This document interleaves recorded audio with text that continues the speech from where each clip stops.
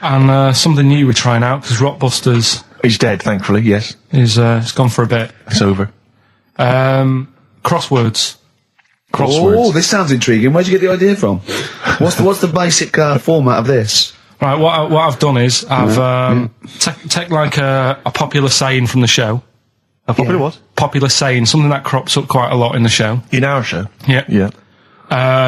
First thing that sprang to mind was, there's this hairy Chinese kid. Oh, okay. Classic. But more commonly, it would be something like, Karl, you're an idiot. Yeah, playing Karl, record, you idiot. Karl, you're a fool. Oh, what did you mean? You let us down again. Yeah, Karl, where have you been? Yeah, oh, you've got a headache, have you, Karl? Yeah. You better lie down. Typical Yeah. phrases like that, Yeah, sure. typical phrases like that, yeah. Karl, you're a loser. Yeah. Oh, yeah. Right. And what I've done, I've got a load of different songs and took words from the different songs and then joined them together to make There's This Hairy Chinese Kid. And then people have to email in and say what the 5 songs were. It sounds like the most complicated game ever. I'm looking forward to it. Have you heard any of this, Rick? Because I've not heard this at all. I'm not familiar with this. Well, all it is, it'd go like, Hairy Chinese Kid! And it's from sort of 4 different songs. Right. And you've got to identify the songs. Right. Wow. How many songs in this, Karl? 5. There's This Hairy Chinese Kid. Okay. Right. So... And what are the prizes for that? Are these the prizes? Yeah. Alright, well let me tell you what they are. They're not too bad actually. We've got Live Forever, which I assume is a CD that ties in with this new film. Think of that! A well-known phrase from the show, and it's Hairy Chinese Kid. Yeah. Where would you There is hear no that other radio show in the life? world. This is... Go on. If you've just tuned in, I mean, what are you do thinking? Think if you've just tuned in? You're going, well-known phrase from Shaw, Hairy Chinese Kid. Oh, yeah, classic. They'll be playing that in charades this Christmas. So yeah, this is a CD that ties in with this new film Live Forever, which is all about Britpop, and so there's stuff on there from Oasis, Blur, Pulp, etc. We've also got another Red Dwarf DVD, Marion and Jeff, first series of that, excellent. That's on VHS, sadly, but never mind. And also the very best of Led Zeppelin, a 2 CD set there with all the classics on. So that's not bad prizes actually. Karl, you've done yourself proud. We've upped it. We're getting serious now. We're playing in the bigger league. We've upped the stakes. And we want Heat Magazine not to lose touch with us just because Rockbusters is gone. Yeah. I think they're still behind us. So we've got film. You appear in a film. We've got crosswords. How is that to do with the crossword? Because I've got words and sort of cross them. Okay. Right, you don't really cross them. But, good. So words. We're playing a game called Words. Word Song. Hello and welcome to Word Song. And obviously I imagine there'll be some more great music. The Thrills, One Horse Town on XFM 104.9, Ricky Gervais, Steve Merchant, and Karl Pilkington. Now, Karl Pilkington is getting ready. It's the start of a new strand in the show, a new quiz, a new competition to replace Rockbusters. Now, that's quite a tall order, but what have you done? Right, like I said, if you've only just tuned in, what it is, I've took, and I'll be taking, a well-known saying every week from the show, something that crops up a lot. First one that sprang to mind was... There's a little gay fella standing next to me in the urinal? That's next week. Okay. This week, there's this hairy Chinese kid, right? Yeah. That crops up quite a lot. Sweeping the nation. Right. So what I've done, I've got 5 songs. Yeah. And I've edited them together to make that saying. You've got words... from songs where any part of that sentence occurs to recreate it. Yeah. Now, what do they need to do? Do they need to say what the song is? Just the 5 songs? I mean, I was going to say song and artist, but if you want, just a song. So there's 5 things there, and if someone doesn't get all 5, it's still worth emailing in because we might give it to the one who's got the most, and then... Yeah. Can I suggest we go for artist rather than song? Only because sometimes it's quite tricky to get a song title. Sometimes it's very odd, or it's not quite what you think it is. So maybe artist is an easier one. Are you happy with that, Karl? It's your competition. I mean, Steve always does this whenever I come up with an idea. Oh, yeah. I'm just trying to make sure it's just the best it can be, Karl. Yeah, no, he came up with a few game shows and Steve was going, no, it's no good. And Karl said to me, he said, it's the one of The Office ever got on telly. Yeah, but... Well, we shall see how Cheapest Chimps plays out, but frankly, the fact that you said to me, Steve, I've come up with the best game show ever, it's called Cheapest Chimps, what's the idea? I don't know, I just like the name. It's something to do with chimps. I thought, well, I'm not sure that's the best game show ever. And what was the other one you came up with that you told me about? I think a few people will be disagreeing with him, Karl. I think people will say that Cheapest Chimps could be the best game show ever. You know, when I was in school, people like you, I really didn't like. You're a stirrer, Gervais. He flits, doesn't he, from one side to the next, Karl. The one thing, we may argue, mate, but at least we're consistent. Ricky Gervais flipping from one side to the other. One day he's on Karl's side. When was the last time Steve wrestled you to the ground and got you in a leg clamp?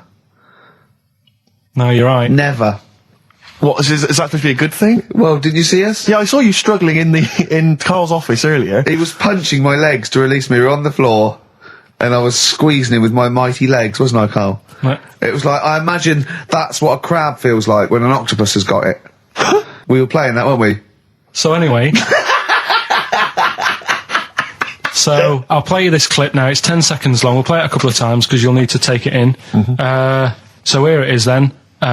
What are we saying? We're saying artists? Let's go with artists. Artists. So email in ricky.gervais@xfm.co.uk. Name the 5 artists it has taken to make up the saying, Give there's that this email airy address Chinese again. kid. Give that email address again. ricky.gervais@xfm.co.uk. There's this airy Chinese kid. Here we go.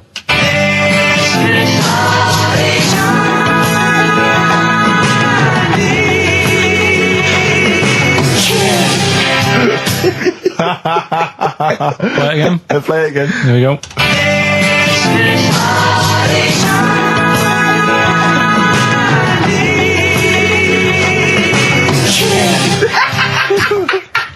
I think you better play it once more. Oh, I've got them. Have you got them all? Yeah. That's nice work. Here we go.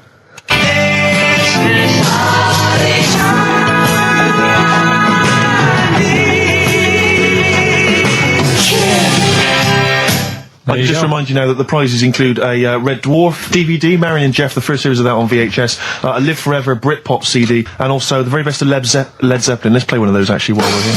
Brilliant. Rock and roll. One of the prizes on Karl's competition this week is the very best of Led Zeppelin. That's obviously rock and roll. We've also got a Live Forever Britpop CD, Marion and Jeff, and Red Dwarf. And should we play it again? So people There's have got this another airy chance? Chinese kid. Who are the artists? Here we go.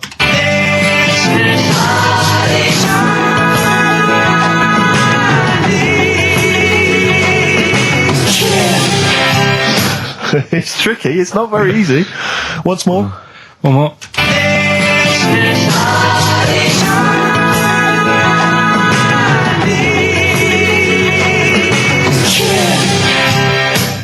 Well, there you go. Ricky.gervais@xfm.co.uk. Those prizes can be yours. Who is he and what is he to you? We have not had any successful answers on your quiz, Karl. We've had people who've got You get a when you maximum put of 4. a duck in a microwave. Yeah. Bill Withers. Nice. All right. Cheers. So I'm not talking about cheapest chimps. That's safe. That's going to run and run. Yeah, that is going to run and run. That's really got legs. I'm going to check the press Monday. I can only assume it's a triumph.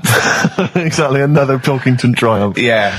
I'm going to give the prize, if you don't mind, Karl, to Karen and Jeff Gillian, because they were the only couple that got the second answer, which was very, very But tricky. they got 4 today. But they only got 4 right. 4 is the top answer, so should we give the answers play it, now? Karl, and then tell us who each one is. All right.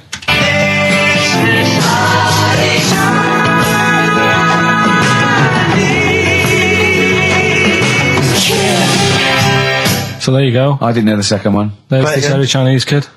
So the first one, the Lars. There she goes. Right. That's George Harrison. No. That's Philip Bailey. And that's Deacon Blue. Right. So it was the Lars. Yeah. What's the second one? Strokes. That was very tricky. That is hard. George Harrison for yeah. airy. That's all I could get. It was Ari. Ari Krishna, yeah. But Chinese. Phil Bailey. Chinese War is. Yeah. And Deacon Blue. Real Gone Kid. Real Gone Kid, yeah. There's this airy Chinese kid. Very, very hard. I love the fact that the normal bit of that, like, the normal bit is like the well-known phrase, there's this hairy Chinese kid. Yeah, exactly. Like, nothing happened there. That's normal. There's this hairy Chinese kid. As a phrase that often... In fact, you're right. We must have said that phrase 20 times today. When was the last time that was said 20 times? Never. I don't think it's ever been said anywhere. There's this hairy Chinese kid. I mean... Even in China. I don't think it's... Well, it's very rare. Definitely not said in China. The prizes they've won. The prizes they won: Red Dwarf DVD, Live Forever, the best of Britpop, Marion and Jeff on VHS, and the best of Led Zeppelin. Well done to Karen and Jeff Gillian. I've also seen no proof of this hairy Chinese kid. None whatsoever. Do you know, I think, people don't want to hear about this today from us. They want to hear, the new features, the songs of phrase. What songs of phrase? It's the feature we started last week, where we take clips of songs, we make up a phrase from the show. I mean, a famous phrase, last week's world famous phrase was, "There's this airy Chinese kid." Yeah. You'll remember. Yes. Well, it was called Crosswords last week, but Phil emailed in a good suggestion. He said call it Songs of Phrase. Brilliant. Songs of phrase. Songs of phrase. But perfect. So are we still going with Cheapest Chimps? We're persevering with that, aren't we? Got some Cheapest Chimps lined up. We'll be doing that before 3 o'clock. Yeah. Great. Again, who else can say that? So good. So for the next 2 hours, everyone should just bury their head in the sand, ignore the world's problems, and enjoy features such as Cheapest Chimps and songs of phrase. And a bit of Shearing Braves. Oh, class. Trying to stop suddenly in Italy. TB.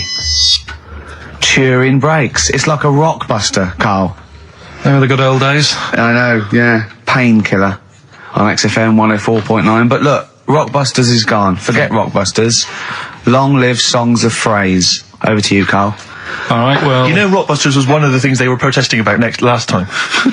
that was why I just had to listen to them. They just kept stopping me in the street as I was trying to get to the tube. You've got to stop Rockbusters, it's run out of steam, they said, and I'm glad. That's why they always do it on a Saturday. Yeah. They make their way to Leicester Square for 3 o'clock. Yeah. Right. Songs of Phrase. What it is... Songs of phrase. We took a phrase from the show last week. It was, "There's this airy Chinese kid," right? Today, we're going back to the good old line of, you never see an old man eating a Twix. Sure. Right? How long is that? No, you'll never see an old man eating a Twix. You'll never see an old man eating a Twix. It's not as many as you think, though. It's not that many. Well, how is it not that many? Right, well, first of all, anyway, don't worry about that. I think there's about 5, I think. Hang on a minute. Oh, God. Why do we leave him alone to do this, I don't Steve? understand. Do you know what I mean? It's like, I'll tell you what, we were flying there. 6 different songs. 6 different songs. That's a lot to get, Karl. But what happened is, I couldn't find a song with Twix, so we've changed the chocolate. Oh, this is rubbish. We're not doing it. We're not doing it. No, you've got to be punished. We're not doing this. Do it next no, week. you'll like it. No, shut up, Karl. No, no. We're He's not put doing a lot of effort in. So what? You're right. He's got to do it right. He's got to do it right. No. There's too many. We said too many. It's not. He's changed the thing. It's not a one-off phrase. It's ridiculous. No, it's absolutely pointless. Rick, if only his parents had spoken like that to him sometimes in the past, Do you know maybe what I mean? we wouldn't be in this discussion You're not now. doing Oh, it. come on. No. We're not doing it, Steve. What do you think? I'll tell you, we've got the prizes, but Yeah. I'm not even going to bother giving. I'm not even going to bother. I think we'll just share them out amongst homeless. Absolutely. No. There's troubles in the world, and I'm not going to let you faff around doing nonsense like that. No, it's ridiculous. Well, let's do it for next let's week. play a beautiful song. What do you think? I'd love to hear a great song. Yeah, the times they are changing. We've said that. Look at Rick, Mother I'm beginning to wonder Nature if it's on the run. Look at Mother Nature on the run, Steve. Yeah. Play it. So we're not doing... No. It's your own fault. Now, Karl, the big question, as we know at the moment, is whether we're going to let you do Songs of Phrase or not. Rick, I should tell you now, there has been a flood of... Oh, no, there hasn't. Sorry, I was thinking there'd been a flood of emails, but it was people agreeing with you, Rick. I know Tony Blair has been trying to get through. Yeah, exactly. I'm just checking the emails now. There's absolutely nothing supporting you, Karl. No one gives a side either way about that's not fair. There were a couple of phone calls, weren't there? One was a guy saying you should. I think the other one was you, Karl. Was it phoning from the kitchen? Can we do it? Can we do it? Right. No. If you don't like it, we won't do it next week. But I've made it. I don't know why you did that. We thought of lots of stuff that you could do. You chose one where you have to have 10 words and 6 songs to choose. You haven't got Twix. I don't know what you've substituted Twix for. Okay, I've got to say now, I'm going to sit on the fence, so I'm quite intrigued. Okay, right. What have you substituted Twix for? Well, I can't tell you. Of course you can. No, I can't because people have to listen to it and work out. All right, let's just hear it. Let's hear it then. No. They know what they have to know what the word is. They have to tell what the song is or the artist. I prefer just to play it. No, you've got to tell them what it is because they might not even know what word they're looking for. Let's hear him out, Rick. Right. Please, democracy. That's what we're fighting for. Come on. Right, you turn them up. Right. Okay, I'll put the earphones on. Go on then. Right. Okay, so hang on. The phrase originally was you never see an old man eating a Twix. right, and we're trying to identify a number of songs which you've used to make up that phrase. And you email in xfm.co.uk/Ricky with as many as you can get, and whoever gets the most right can win It's some so fun. complicated. This is It's so not. complicated. Right, here we go. Here we I'm go. baffled by the email address. I couldn't figure What's that the out. email address again? xfm.co.uk/Ricky. Right. Right? And there's some link on there, is there? That, Yeah, that you right. just press and it comes through us Brilliant. and that. Right, here we go then, right? And you'll never see an old man turn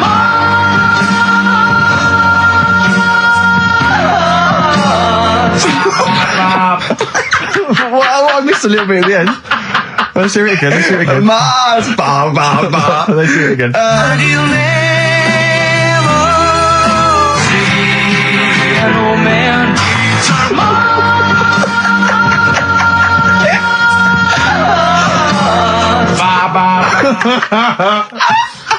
Oh, no.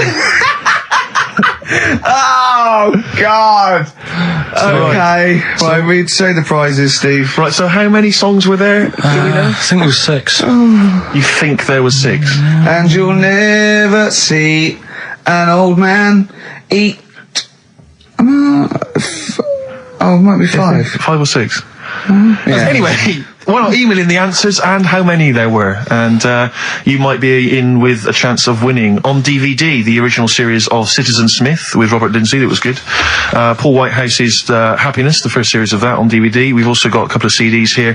The Best of Britpop, Live Forever, Oasis, Blur, Radiohead, and all the rest of them That's on there. right. Supergrass's current album as well. That's all I right. think it's a current album. Yeah, it is. And Okay. less convinced by this one.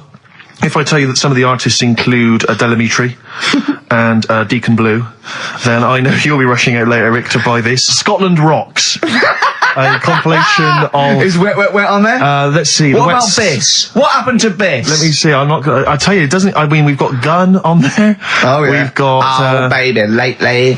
Aztec Camera. Yeah. Big Country, obviously. Proclaimer's not on there.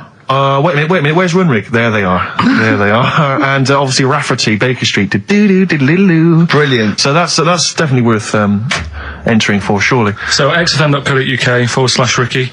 Play it one more time. Yeah. Just in, right. and you'll never see an old man turn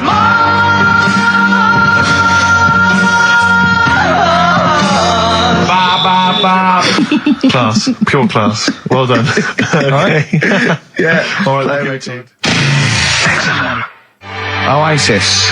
Stop Crying Your Heart Out on XFM 104.9. I'm Ricky Gervais, with me Stephen Merchant and Karl Pilkington. Karl's competition is in full swing now. I just will remind you, when playing songs of phrase and trying to guess the songs and artists, what do you want, songs or artists? I think songs is better. Yeah. All right. But that's ambiguous, isn't it, what a song title is? Where Yeah, if I you think know it should the be artist, artists, definitely. maybe the artist that cleans it up really. Yeah? Yeah. Should we do artists? Artists. Okay, you know if they know what it is, because that'll stop any ambiguity, won't it? And don't worry if you haven't got all of them, because the winner last week didn't have all of them, but it's the closest one. I understand when you're trying to guess what's in Karl's mind, you can only get so close. Yeah. Do you know what I mean? He wants us to bring in Darren Brown. He go, because he won't be able to read my mind. And Yeah. I think he's right. I think he might be. I think he's the one person that could outwit Darren Brown. Yeah. Now, moving on, Karl. As we have to. Should we just play it very quickly? Just play again. Just if Karl's you're in case you competition? want to join in. Go on then, one more time. Here it is, songs of phrase. and you'll never see an old man turn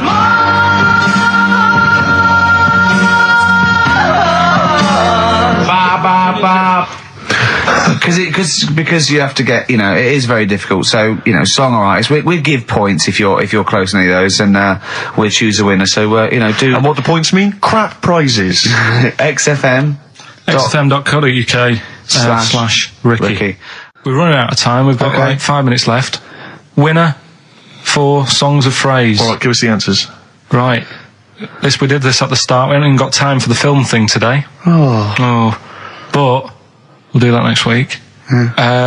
Songs of phrase. It was a phrase you never see an old man eating a Twix. I love the fact that we haven't got time. Like we've had such important stuff, and it's been so jam packed and interesting. Not that it's been drivel with gaps we could have filled much better. Yeah. Don't look at it like that. Like, What, with his film quiz? Come on. oh dear. So, songs of phrase. You never see an old man eating a Twix. We had to change it to Mars bar. Here's what we had. Jerry and the Pacemakers. Echo and the Bunnymen.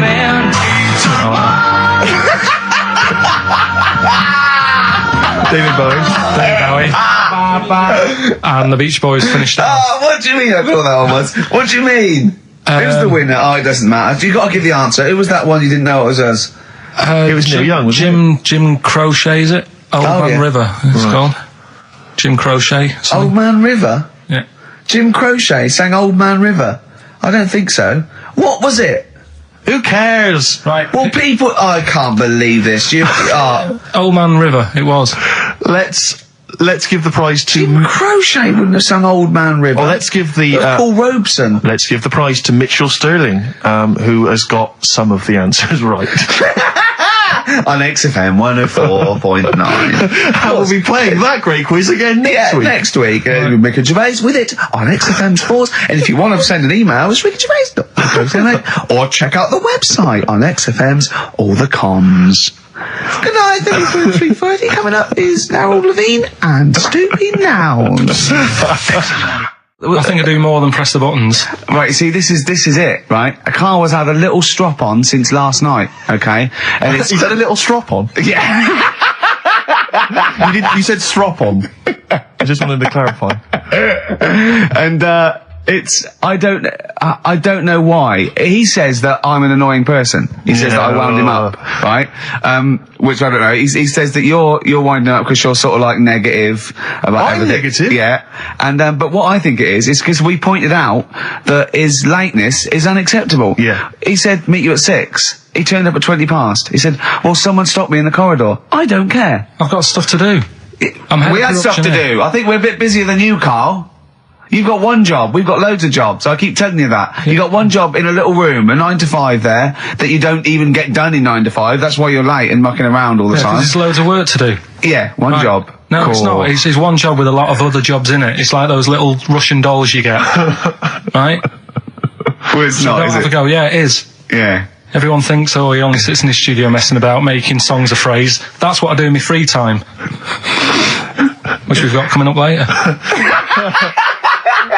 Super slick. Songs of phrase, we're doing that. You can win some stuff. Yeah, we've got the film that we haven't done for the last 2 weeks. The final film, we won't be doing that. Let him down. It's 2 weeks. So you're 2 weeks late on that. Can I just ask, guys, is there going to be some great music? Yeah, well, what I've got about something from the Only Ones? Yeah. Planet. Brilliant. Right. Songs of phrase coming soon. Is it? Yeah. What is it this week? What's the phrase? We're, remember the story I told you ages ago about my neighbour having a horse in their house? Oh yeah. Having a horse. What's happened with that? Lenny Henry doing it as a series. So, And people nicking your ideas left, right and centre. well, that's the phrase we'll be using anyway. What? My neighbour had a horse in her house. How many words is that? 6. My neighbour had... So, there's no grammar either. My neighbour had horse in the house. My neighbour had horse in house. What is the phrase? My neighbour had a horse in her house. Are there any prepositions? Are there any prepositions in this sentence? Look, don't judge it beforehand. You see, I'm turning over a new leaf. I think this is a great idea. I think Karl's a genius, and I look forward to hearing this enormously. Yeah, okay. And I won't be sick on your leg, or squeeze your head, or make you jump when you're making a cup of tea. Just looking through the Guinness That's Book. still the funniest thing, isn't it? Squeaking at someone when they got a cup of tea. Right. It's a good game. Drink 8 pints. Go on. Songs of phrase. Songs of phrase, nicely done. Right, we'll get this going. How do you feel, Karl? Yeah, all Again, right. disappointment. Disappointment probably to your family and friends. Well, I don't think they'll be that gutted, to be honest.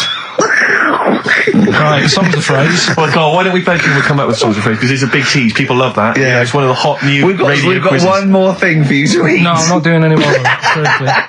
Play a song? Right, songs of phrase next. Right. That was rubbish, that half hour. Rubbish. That's great. Roots. The Seed, XFM 104.9. I bet that is a record. I've eaten grapes whilst DJing. Possibly.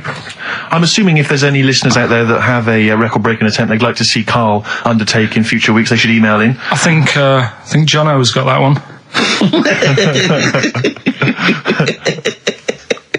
Right, what have we got then? That's that. That's the silliness aside now. Let's get on with the proper show. Right, songs a phrase. Yeah, let's do that. On to the classy stuff. Yeah. Do you want to do the prizes first? Right, now then, where are they? Here they are. I haven't seen these, but I'm excited as ever. Alright, we have a t-shirt there, arbitrary t-shirt that you have probably stolen off of someone. What does it say? Is it the Red Hot Chili Peppers? So if you found that, that's not too bad. It's a big t-shirt there. On DVD, this, should you be giving this away? This looks like it's the film Don't Say a Word. Yeah. And it's, it doesn't have all the proper packaging. It's literally the disc, the DVD disc, just loose. So enjoy that. The current album from Oasis, Heathen Chemistry, DVD, on DVD, The Life of Mammals, the complete series, the David Attenborough recent DVD, that. Walking with Cavemen, which I think is a DVD sort of currently on TV, isn't it? And, well, there you go. Also the X-List, which is a good new compilation, double CD compilation from XFM with loads of stuff on there, including Nerd, Snoop Doggy Dogg, Athlete, all sorts. Go on then, Karl. So not bad, actually. Nice one. Well done. So, yeah, it's a phrase that's been said at some point, or said a lot on the show. We've had, like, Hairy Chinese Kid. We went back to my mum had wind for 5 minutes and that. Today we're looking at my neighbour had a horse in a house. Right? Yep. If you remember, we were talking about that probably about a year and a half ago now. Yeah, of course we remember. They've been talking about it ever since, Karl, I imagine. Yeah. Well, it's famous. It's a world famous phrase. My neighbour had a horse in her house. Right. So this is this week's songs of phrase, and what I've done is I've got songs with those words in that make up that sentence. Yeah. You got to email in ricky.gervais@xfm.co.uk. There's 6 different songs, right? You email in with what? I don't know. There is 6. Me neighbour had horse in house. Is it really that sentence? My neighbour had a horse in her house. It does work. Honestly, it works. Okay. Yeah. Okay. Don't bother explaining it. Just play it. Right, yeah. So here's the. Here it is. We're just going to do it. Head horse in a house. Right. What in God's name was that? Yeah. Name the 6 songs. Head horse in a house. Huh? Are we naming the artists or the songs? Either. Artists. Anyone who gets anything can get a prize. What's more, Karl? Artists. Here we go. Head horse in a house. That's tricky, Karl. That's very hard. Once more. Head horse in a house. Email in ricky.gervais@xfm.co.uk. I'll give it Another letdown. Another letdown. It's brilliant, this. No. How can you just say that after I've just been stuffing grapes in my face and that? Well, you failed. You didn't get one burger in, right? Even when you tried to chop it up, there's 3, right? So that's it. Well, Steve, out of the goodness of his heart, went to McDonald's. Okay, I got some grapes. At 62. That's got nothing to do with this, though. This is my game show here. Bob Holness didn't say, yeah, Blockbusters is good, but I never see him eating grapes. So this is a different thing. Forget that. Right? Here's the clips again. Here's the clips. Head horse in a house. Oh, you know I said I was going to turn over a new leaf and not criticise your ideas? I think it's the end of this one, mate. Oh, he's done it again. It's atrocious. ricky.gervais@xfm.co.uk if you've got any idea. Whatever. So ungrateful. Right, songs of phrase. Just give it a couple more plays. Just email in. We'll pick a winner soon. ricky.gervais@xfm.co.uk. Well, this is rubbish this week. No one knows it because it's rubbish. Steve was right. Head horse in a house. There's 6 songs there, so if you know what they are, just That's the end of that, I think. That's the end of the songs of phrase. email in. I think. We've got none left. No. That's the last week for that. That Okay, is well, rubbish. why don't you give us some monkey news? Is it monkey news time? Come on, Monkey News. We'll play a song and we'll... No, No, do let's play a Monkey song, News. let's play a song. Oh, it's a great track. Cheer up, Karl. Is it new? Is this Waiting for an Alibi with Thin Lizzy. what year was Doesn't have to it be new. It's brilliant. What year was it out? Oh, Einstein wasn't new when he came up with the greatest theory ever. Oh, hold on. Hey, hold on. You're not new. You're not new. You know, we should give the prizes away. Yeah, well, Karl. this has been dreadful. This thing. We started off well with him trying to force burgers in his mouth, and then he come up with this tapped. I mean, this is the end of this because it's. I mean, it was shoddy to start with. No little duo couple. Well, this is not only. Well, I'm just saying, this is what I was saying in the pub yesterday when you try to be sick on my leg. I was saying, come up with new ideas if you don't like them, but you diss them on air. Well, it's just disappointing, isn't it? And Right. What's that? I was disappointed when I was choking before.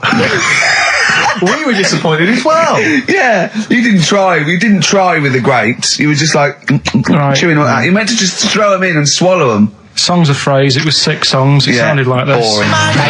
Headboards. Right, what are they? Just give the 6 answers. songs there. We had Lionel Richie, My Destiny, for My. Tricky. Neighbour. Oh, that's XFM. Ooh. My Neighbour was Space. Neighbourhood. Had Harry Connick Jr. Had to Be You. Yeah. Right. Had a Neighbour had a Horse. America. America, yeah. We had a horse. In was Lisa Stansfield with Pathetic. In All the Right Places. Oh, pathetic. Did anyone get that? And No a one house got that. No one from got that. Animals. So that was pointless. All right, well, the that's most anyone got was 3, Yeah. and so we're going to give it to Deborah, and that's Yeah. possibly Deborah and Kate. They got Right. at least 3 of those, so well done. Okay, well done. Yeah, there's prizes on the way. That's the end of that. What have we got? What Well, what are you providing then today? Have you got a quiz for us?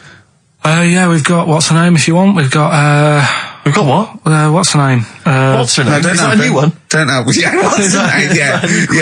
What girl am I thinking of? Songs of Phrase. Songs of Phrase. We've got that coming up. All right. Yeah. Okay, so quiz time. I know everyone's been looking forward to this. Which quiz is it Well, we're this going week? to play along because he's done Songs of Phrase where he cuts up bits and pieces from records. You have to guess the title or the artist and makes a well-known phrase, i.e. a phrase that we've said a lot. And the challenge is that me and Steve have got to try and work out what it is as well before we will tell you the phrase, but let me just see if I can guess. Play it. Tell me why, tell me why, tell me why. Play the game of swing. Right, I know what that is. I didn't hear it. Can you play it once more for me? Right. I know what that is. Right, it's why don't they play the game of swing ball? Because that's what he said when he turned on and saw people in wheelchairs playing tennis. And his point was... Tell me why, tell me why, tell me why. Play the game of swing. Oh, dear. That is so naughty. This show's been a bit naughty, I think. I don't know what's happened to us. I think it's like sort of end of term sort of madness, but I think we've got to calm down here. We've been a bit naughty there. We've said, bloke with 2 dicks. We said Chinese people don't talk properly, which is a little bit... Offensive. Yeah. Know what I mean, Carl? Well, they don't know. Right, okay, let's leave it now. Okay, stop there, Carl. Carl does not necessarily reflect the opinions of XFM or any other human being. If you think that me and Steve have been being offensive, we are strongly behind the guise of irony, satire, and ignorance. Carl only has ignorance and hate. Yes. No, but as long as you say something good about someone, you can also say something bad about them. How does that work? Go on, and give us an example. Well, Chinese, Yeah. yeah, great people, right? Good. The women really good looking as younger people. No! They get What are you older. doing? I'm just saying, as long as you know what I mean, there's good and bad and everything. For every Well, what are the positive old and ones negative. like? They don't age well. What do you mean? The fella in Karate Kid, the teacher, was only about 36. We started this. Oh. Fact. So, songs of phrase, email in, ricky.gervais@xfm.co.uk, right? I mean, I have to say, Carl, this is very tricky this week. You've got some very obscure sounding songs there. Yeah, just all we want is the artists. I think just the song, Carl, mate. I think Actually, that's hard. I think that's hard. Yeah, the artist. Just the artist, I know. Okay, so these are the prizes this week. Well, let's play it again so they can hear it. Try and work out all the different artists. Yeah, why don't they play the game of swing ball? Right? Tell me why, tell me why, tell me why. Play the game of swing. Right?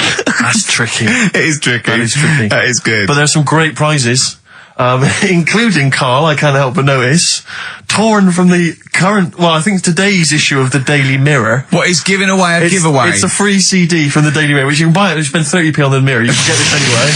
But it's still in the piece of plastic that it came in. I love just that. ripped. Anyway, there are some other treats. Oh, you'll be loving getting that through the door. So there's the Jingly Jangly Sound of Summer, Good Vibes, a 2 CD set featuring music from Crowded House, R.E.M., Simon and Garfunkel and the Beach Boys. I'll tell you what, I've thought of another game. We can put Carl's into theory, right? I can tell him a sort of like a person or, a people or a place, right? Or a profession, and he's got to come up with a good and bad. A good and bad thing. That sounds great. It is dicing with death. Yeah. Are we ready to do this? Well, listen, if we're quitting in the next couple of weeks, then who cares? Okay. Good and bad, right? Well, hang on, whoa, let me just tell them, we're on the prizes here. Alright, okay. So now 55. I know there's a lot of XFM listeners who are going to be looking forward to the likes of S Club 8 and the Fast Food Rockers. They're all on there. I can't wait. What is their second single going to be about? The Smashing Pumpkins. This is quite a good little compilation of sort of B-sides and live performances and stuff like that, which is not bad. The best summer holiday album in the world ever. I think we've given that away in the past. All sorts of stuff on there. Plus the director's cut of True Romance on DVD. The Tarantino scripted. It's a great film. Tony Scott directed movie. So there's some quite good prizes. Just play it once more. So email in ricky.gervais. Why don't they play the game of swing ball? Just the artist, yeah. That's all we're after. Yeah. Tell me why, tell me why, tell me why. Play the game of swing. Very tricky. Brilliant. Very That is tricky. brilliant.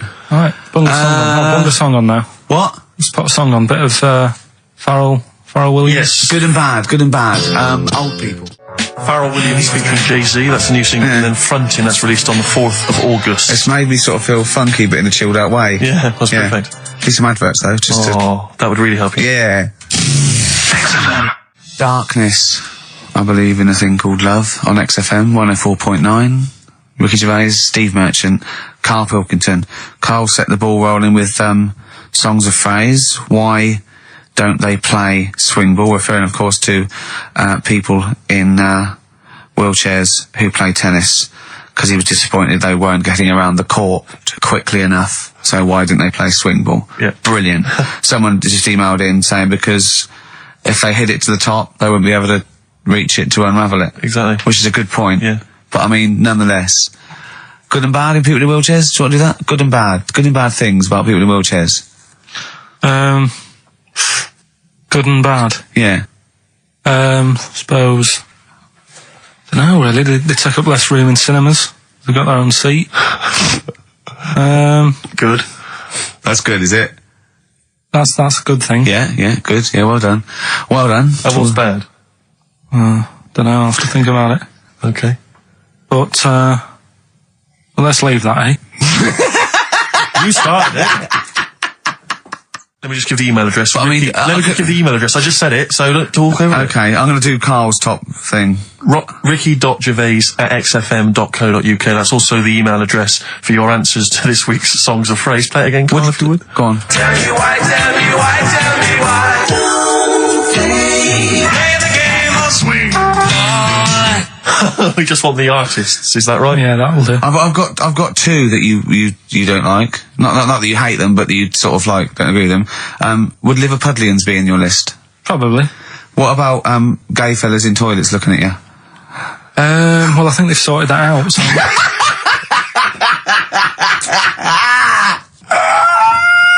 One of the prizes this week in Karl's goodie bag features this song. Play it, Karl. It's the Monkees. Pleasant Valley Sunday. God. So we giving the answers out for what's the name? Oh, later. Play a tune. I'm bored.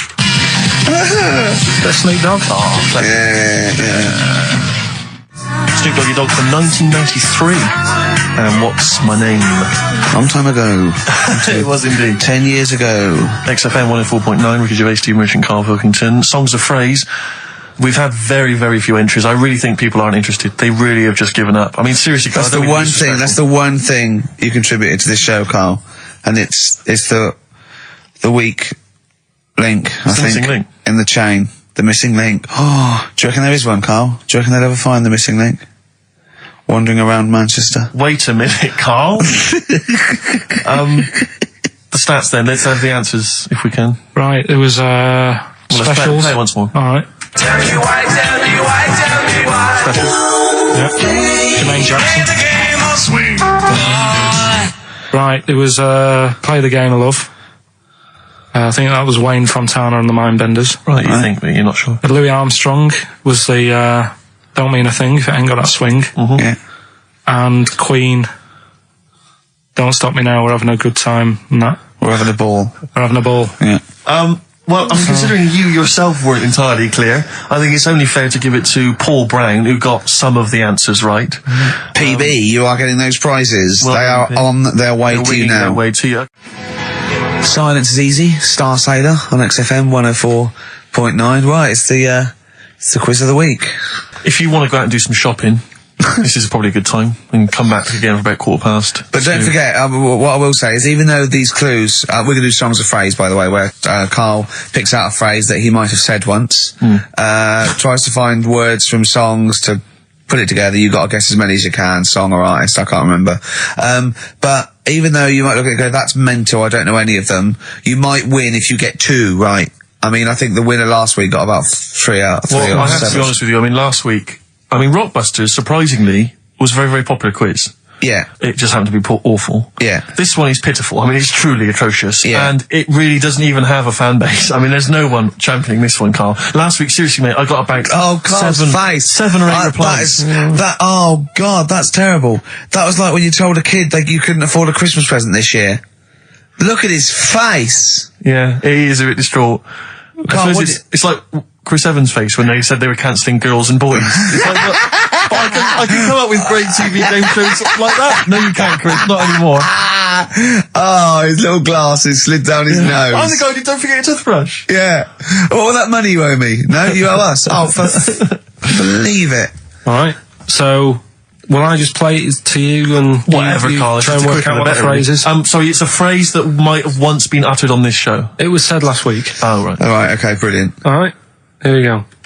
I know you're just 16, but looking all of 21.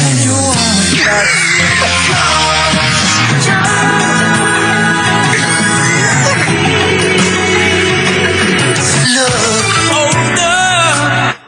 Right, I can't hear it. I know what that is. That's ridiculous. What was it? What it is it's something like, right, you're only 16, but you look 26, and the Chinese look older than they are or something, because he said that the Chinese don't age well. That is mental, Karl. It's the most convoluted, ridiculous, racist piece of material ever to be uttered on radio. Play it again. I know you're just 16, but looking all of 21. That's...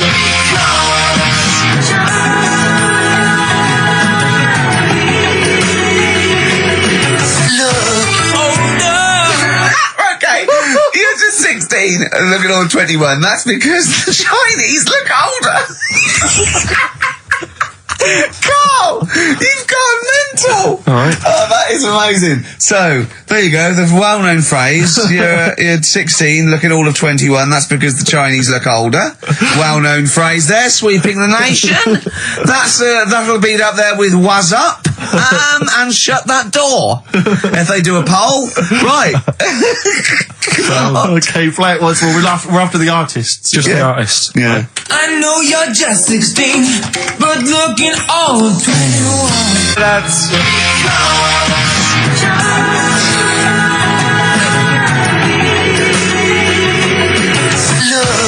older.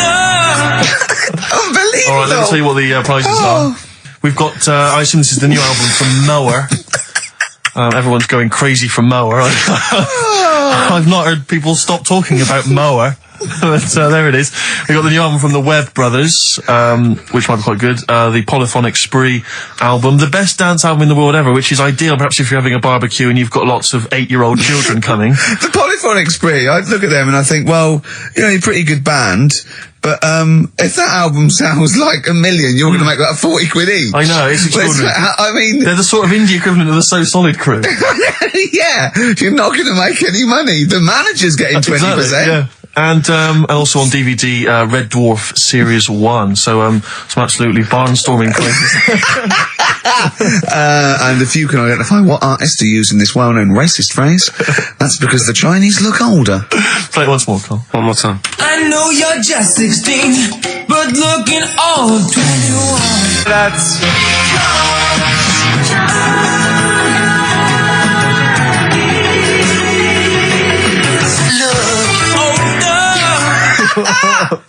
Oh, Ricky.Gervais at xfm.co.uk. Play a record. This is radio. Panic, the Smiths on XFM 104.9. Well, we've done the first half hour, which is mainly genital related. Then we've kicked in with some racism. You have to guess what artist. It seems Just a couple of emails just to update you on what's coming in here. Go on. Natasha has emailed us. She says that she's of Chinese origin, and at 27, she often got mistaken for 24. So your notion that Chinese people don't age well is obviously factually incorrect. Yeah, well, we didn't need... thank you for phoning, but I mean, honestly, trust us, Natasha, we didn't need you to tell us that. We know Karl is talking absolute nonsense. Wait till you get to 30. Oh dear, no, this is quite a nice email from Paul. He says, let Karl know that I have a Chinese friend called Oi. Imagine the confusing and amusing situations we get into. We're out and about in busy Soho. Does his surname come here? Or lightning wit from Karl. Wait That's nice. till you're 30. Yeah, I know. Brilliant. But no, actually, we've had a surprising response to Songs of Phrase this week, despite the fact everyone has agreed that it's racialist. They've nevertheless had a go. So keep your answers coming in, because we may as well. You're a hit, Karl. You're a hit. What, have we still got Monkey News? Yeah, don't worry. Oh no, we got to do, look, play a record, we got to do the results. And then we got to do Monkey News. Could we quickly do the results? Well, you say we've got to do the results. There's not people hanging on for them. Let's do it, just knock it out there before... Well, let's play a tune, let's come out and do it. Eddie and Hot Rods, yeah, surely. Karl, quick, the results, then Monkey News. I need some Monkey News, but I need the results first. Right, play it again and give the answers. Here we go. Songs of Competition. Phrase. Songs of Phrase? Name the artist. Name the artist. I know you're just 16, but looking old. Hue and Cry. That's... Who's that? It's not our fault. Well, that's Philip Bailey again. That's too little... Right, it was... That was Roxette. The Look. Yeah. Right, we had Hue and Cry started it off. Yeah. 16. That was Dean Martin. Because Jane's Addiction. Yeah. Because Chinese Philip Bailey. Philip Bailey, that's second outing he's had. Last one, we used him for Chinese, where there was a hairy Chinese kid. He's never got so many royalties being used in racist game shows. Brilliant. Then Roxette and finishing with George Michael. Oh dear. So brilliant. Right. Who's the winner? Well, the winner, actually, it looks to me like he's got all of them here, from Bognor Regis. It's Stuart Birch. Well done, Stuart, and you get that bag of tat. Bognor Regis. Yep. Oh, just need his takes me address back as well. Yeah, if you just email in your address, Stuart, and you can have those goodies. If you're not interested, don't bother. Do you want to do you want to set up Songs of Phrase? Yeah. Oh, God. If you've not heard the show before... I thought we weren't doing this week. I thought we weren't. No, we'll do it once, right? And then next week's the last one, so we'll do Rockbusters. That might be the last one ever, depending on whether Karl decides to come back in October or not. I'm bored of it. I told you I'm bored of it. Why are you bored with it? I get bored quick with stuff. Yeah. I told Suzanne the other night how lucky she was. I haven't got rid of her yet. She's... Do you know what I mean? Things... You put on her soft music though first, didn't you? You didn't just start getting that around. You know you're a very lucky girl. Sorry? Well, I used to get bored with you and that. Yeah. Oh, dude. You're lucky you haven't pissed off. Yeah. Do you want all the champagne or what? Well, she was annoyed the other night. What's that on your ear? Don't worry about it. Where'd you get on? We're walking to the pictures, right? To go and see Bruce Almighty. Sure. Why? And, just something to say, innit? Yeah. So you were trying to sneak in the back. So, on the way, cutting across Leicester Square, and those fellas who sell roses, he comes over, do you want one? Do you want one? I said, don't do that, she's allergic to them. Right, so he'd go away. Yeah. She got all annoyed about that. Because she's not allergic to them. Well, she's not allergic now, but they're about £3 each. But the point of that, Karl, is not that she really wants a rose, it's that you're willing to spend £3 on her. Taking us to the pictures. How much was that? That was £8 each. Did you pay for it though? But didn't you ever... If I know you had her dressed up as a small child. yeah. Me and my son, please. Or you made her sit on your shoulders and wear a long coat. Yeah, exactly. Anyway, listen, Songs of Phrase then. You paid for her to go in and then you went and had a pint while she watched it. Yeah, there's no point in both of us seeing it, but tell me about it, Tell me won't what you? it's like. Oh, right, Songs of Phrase. So let's explain what Songs of Phrase is. You do it. Okay. Oh, really? If you think that Karl is bored with life, then you will be even more bored once you have heard this particular quiz. The gist of it is that Karl has taken a well-known phrase or saying... no, stop you there. Not a well-known phrase. Something that he said once. On this show. Yeah, probably. And he's somehow compiled together a number of different songs which have somehow built up that particular phrase or sentence. If it's anything about Chinese people, Philip Bailey will be involved. That's all I can say. Okay, let's hear it then, Karl. Science.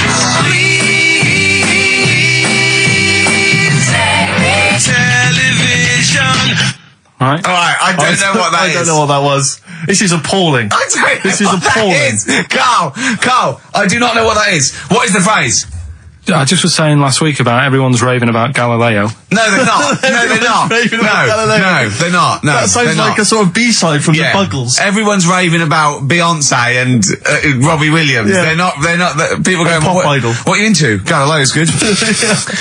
Yeah. Forget it. No! Placebo, song for Karl there.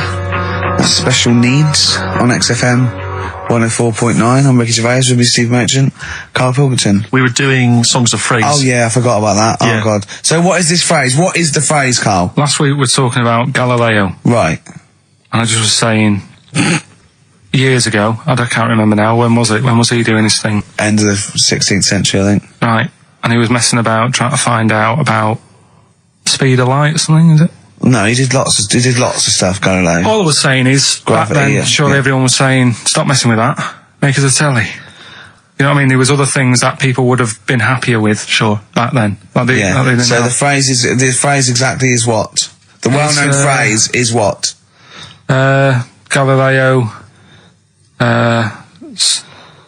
it goes like this, doesn't it?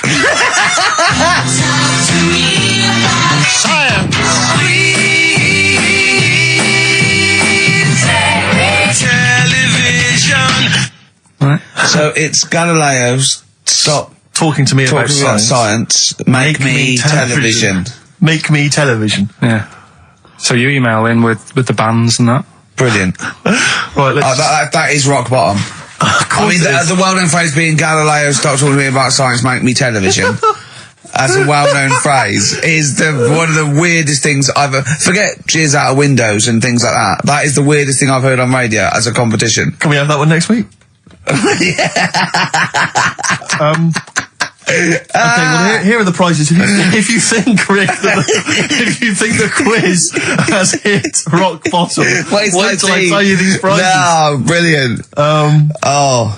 I know that we're very much pushing new music on XFM, and it's an alternative music station, so you'll be pleased that we're giving away now, that's what I call Music 55, featuring the likes of Busted and Daniel Bedingfield. Brilliant.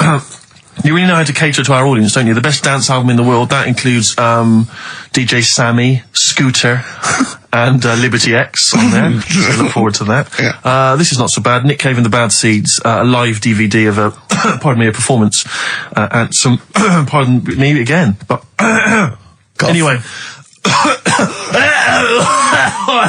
That basically sums up the prizes. So, I won't tell you the rest, they're all monotonous. But, anyway, I think those crisps, Rick, have gone down the wrong way. Although I was eating goulash earlier. Sorry. I'm fine. So anyway, yeah, that's some of the prizes. And you can win some tat. So, if you can identify these artists. The well-known phrase, Galileo, stop talking to me about science, make me television.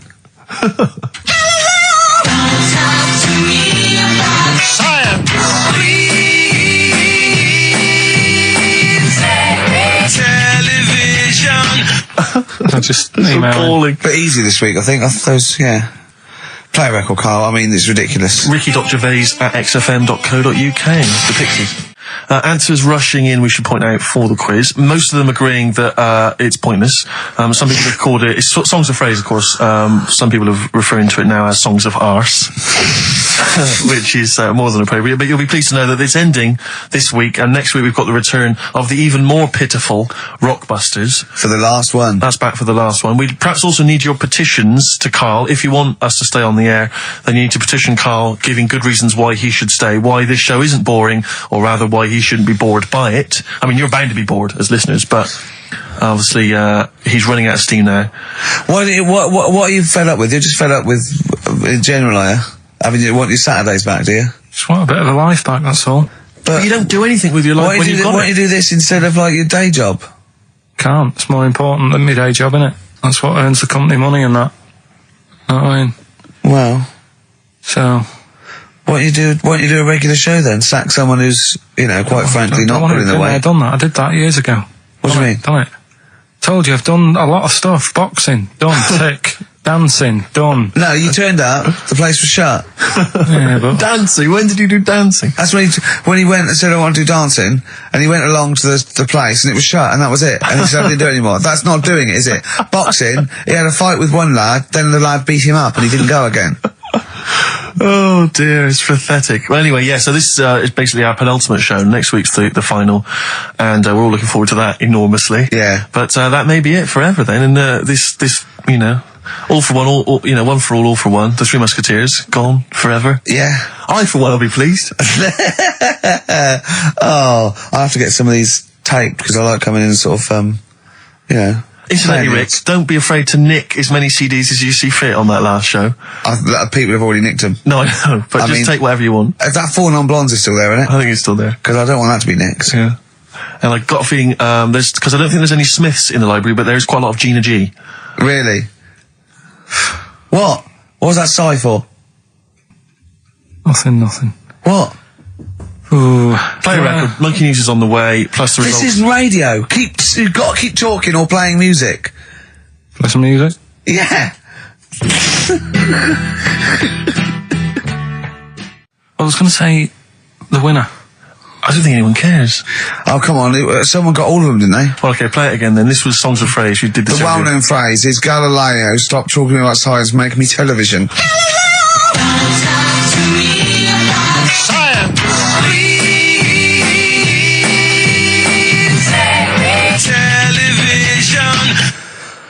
The most convoluted, banal quiz on any radio station ever. I mean, I'm including Moyles, Chris Evans, do you know what I mean? Simon Bates. That's worse than anything they ever did. Apparently, Channel 5 have bought the rights.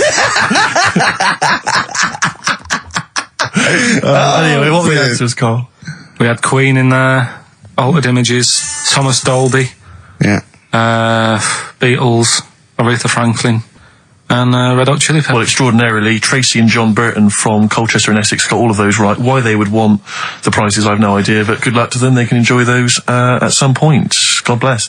XFM 104.9. Steve, just back announced that for us. Yeah, from the album Princess Superstar that was Princess Superstar and Untouchable Part 1. Do you enjoy it? I really enjoyed it. Good. So I'll tell you what, I had two of the ingredients that I look for in a record. It was both fly and dope. High five, man. Yeah, Okay. You're sweet, man. Coming up, Yeah. I've got my film review. Looking forward to it. It's a great one. It's a great Lovely. film. I've got a song for the lovers any minute now. Sure. And probably loads more chat. yeah, there will be. PJ Harvey, This Is Love, XFM 104.9. It's Ricky Gervais show, isn't it? With Steve Merchant. Yeah, but you're going to keep quiet now, Steve, because I've got to do my world famous film review. Looking forward to it. Yeah, I know you criticise it because you say I do sort of like films that aren't on, you know, current release, or that I sort of just do the plot, or you know. But you know, Have you taken that criticism on board? I have. Good. This week's Ricky Gervais film review. Sure. XFM 104.9. Dandy Warhol's Bohemian Like You. It's the Ricky Gervais show. With Steve Merchant. Yeah, exactly. And Carl, who's Carl's turned in. our microphones on. Can't believe it. Good to see you, Karl. Good to see you, Ricky. Cheers. Now, in a fun-filled and music-filled show, we've got music and fun. Yes, looking forward to that. 2 hours, solid 2 hours. There's no gaps. There's nothing. There'll There's be no dead air. There will be adverts sometimes. There'll be adverts, yeah, but I mean, you know, that's what pays our wages, isn't it, really? Certainly. And some of the adverts I think are quite amusing. Yes. No, I think like the ones that you're on. Yeah. We've got our hip-hop challenge. We've got Song for the Lovers, Song for the Ladies. We've got a film review. So Magnificent. Had any calls about that, Rick? Maybe Channel 5 or someone onto you? No, they haven't, no. That's no, strange, that's no, weird. No, but I think it's a bit of a head of its time because it's very unique. Sure, 'Cause it's not like other film, individualistic, is yeah. it? It's sort of like, it's a bit out there. Yeah. Anything Well- caught your eye this Well, week, Steve? Rick- Sum 41 and In Too Deep. If you're listening now, you're in too deep. It's the Ricky Gervais show. Run for the hills. No. Classic. Yeah. With Steve Merchant. Yeah. Whose birthday it is today. Yeah. Yeah. So someone never listened before and they heard that link. They're thinking, great, it's proper radio at last. XFM 104.9, just gone 1:05. Steve, Do you want some great music I'd today? love to hear some great music. Well, I brought in some good stuff. I brought in Oasis. We've got Radiohead. Sure, I've got some sure. Dre. I've got some Alba. I've got some Jimmy Webb. I'm looking forward to that. Yeah. You know, we're keeping it real. Oh, absolutely. Yeah. I've got Charlatans. I've got Nirvana. Any Sade? There's no Sade. No, that's a shame. No, but I've been looking through the library and I have found 4 non-blondes. Brilliant. Looking from yesteryear. Looking forward to that later, Rick. Yeah. It was Karl. It was you that worked out the maths and worked out I was 28 because they just worked out I'm 27. You are 27. No way. Yeah, I asked you, didn't I? And I said, But what I sort of questioned was, I said, well, if you're 27 today, that means last week you were 26. well done. Yeah, that's irrelevant. So therefore, you assumed that I must be 28 then. Yeah. Whereas I assumed you were using, your knowledge of maths, No, such as it is. I wouldn't do that. No, sure. Wow. I actually got lost in that conversation because I genuinely didn't know what he meant would mean last week you were 26. I don't know what that meant. I don't know what it meant. Wow. Well, it is Steve's birthday. It would have been 26 last week. Sometimes you genuinely frighten me because it's those staring eyes. There's nothing behind him. It's this little bald head. Looks like Davros looking at me. Genuine fear on his face when he enters into a conversation with another human being. What bit don't you understand? If he's 27 today, he would have been 26 last week, and he doesn't look 26. He didn't look 26 last week. He looks older than 28 today. Muse on XFM 104.9. It's a Gervais show, isn't it? With Steve Merchant. Yeah, we're all here. Oh, lads. I can't wait. I can't believe it. We've got some great stuff coming up, Steve. What have we got planned? I'm being honest. Go on. There's some great tunes. Yeah. We've got, there's too many to mention. Don't mention them. Well, there's about 20 actually. Is there? We could mention them. Looking forward to them. I've got a brand new feature as Okay. well. You know, I do a film with you. Loving it. And, we do Run for the Covers and Song for the Lovers and got a new feature. Go on. That film sounds good. Right. It's not the film review. It's a track from a film. That's brilliant, Rick. Yeah. That's absolutely That film magnificent. sounds good. Yeah. Something like that. People will be desperate to look forward to that. And there'd just be some chat as well. There'll just be some natter in. Karl, have we got anything to give away this week? No. Oh, it's a shame. Yeah. Quite like giving stuff away. Yeah. Makes me feel quite powerful. Does, in the week, is there any meetings like, what should we give, like, Ricky and Steve to give away? Because, I'll see lots of trailers for the breakfast show and that, Enterprise and that. Or do they go, who? Coming Saturdays. Saturdays? What? I don't work Saturdays. No, but it's still on the air Saturdays. Is it? Who listens on a Saturday? Yeah. Between 1 and 3. Oh, that's the worst time, isn't it? They sort of hear you, taking the mickey out of what tickets you're given. And Yeah. I think this week you could have had St. Etienne, but they said no. We'll hold them back. I love being punished. Yeah. Yeah. But I'll tell you what we've been punished for being subversive and rock and roll. Yeah. Is that a crime, Rick? I don't think so. High five. Fine. You've got to hit the hand, Yeah, I know, otherwise but it sounds embarrassing. You're a lot taller than me, aren't you? Just hit high five. Yes. Play a Sweet. record. Ash, there's a star on XFM 104.9, 1:05. That means it must be well in. 5 minutes in to the Ricky Gervais show. With Steve Merchant. Yeah, he's here as well. Yep. Well, we've got some great tunes lined up, haven't Have we? We got Eminem, Have we've got Coldplay, Oasis, we've got Brilliant. De La Soul, Chemical Brothers, Dr. Dre, Garbage, R.E.M., The Manics, we got Sure. Muse, we got Feeder, we got some classic I mean, you said all those Radiohead. names, Rick, but the chances of us actually playing all of those are quite slim. We might not get to them if we talk too much. And obviously, we'll drop a couple of those to play our own tracks as well. Yeah. Well, they are our own tracks. Yeah. You know. Well, Well, I'm not gonna get into that now. right. Here's Eminem. Strokes last night on XFM 104.9, Ricky Gervais show. With Steve Merchant. Definitely. Ahoy. And little Karl Pilkington. Little over there. KP, the K-Man. Steve, Yes. don't worry anymore. Okay. I've procured some great gifts to give away. I was tired of Really? seeing all these other people getting gifts and that, and it was Yeah. all going to that O'Doddle and O'Diddley. Diddley, yeah. And Anderson and Sturgeon. Or at least she steals them herself. Well, at least she steals herself to sell them to feed the habit, and that's Yeah. fine. I don't mind that because he's No, industrious. Exactly. But I have got Feeder, Echo Park. I've got the Essential Bob Dylan. Now that is a good giveaway. That's a great giveaway. And Reloaded 3. Did you buy these yourself? No, little Karl found them. I have to say, Karl, you've done an absolute dynamite job here, mate. This is great prizes. And I thought we could play that trivia quiz where we're the challenge. If they get Right. someone to catch us out, maybe, or something, a question. You confused me slightly. Explain again. Well, we could play a little trivia quiz, couldn't we? Right. And then we could sell the fish. Use Cut the out the words that you need to man. complete the sentence, And Rick. then, we could do this. What's the quiz? I don't know. You've not thought this through. We don't know. Yeah. We hide. The problem with me is it's like when you multiply anything with naught. To the power of exactly. well, it's still- Nothing ever happens. Yeah, okay, shame. And I'm a fat little ugly fella like Reg Varney. Well, there are lots of people there that you don't like, and you Some sort of people you don't could go know. up to afterwards and almost like metaphorically flip the bird. What's that mean? Last week, flip the bird. You dirty Middle finger. And see, I married Steve single. No, but he what doesn't are you go talking up- about? Well, there are lots of people there. I thought it was a euphemism. Who you haven't got on with in the past, and then they're all been really nice to you. What I'm talking We get about. on with everyone, don't we? Oh, What does that's a flip lie. the bird mean? What does flip the bird means? You got that hipster thing. The finger, it means giving the finger. Yeah, but I thought there was a dirty metaphor. No. You're always thinking this. Don't bring me down to your level till at least 5 minutes. All right. Coming up after the break, we've got Steve and Ricky and lovely Claire. We're driving their desk. Right, Claire? Hello. Don't bend over like that, Claire. Sorry. Put a longer top on or something. You're right, boys. You're very studious there. We are. We're working hard on the Just show. working out what we're going to play, and what order. I love the way you even live the pretense. What about some Foo Fighters mixed with the Strokes, Ricky? I wouldn't mind a bit of Strokes or New Order. What should we kick in with?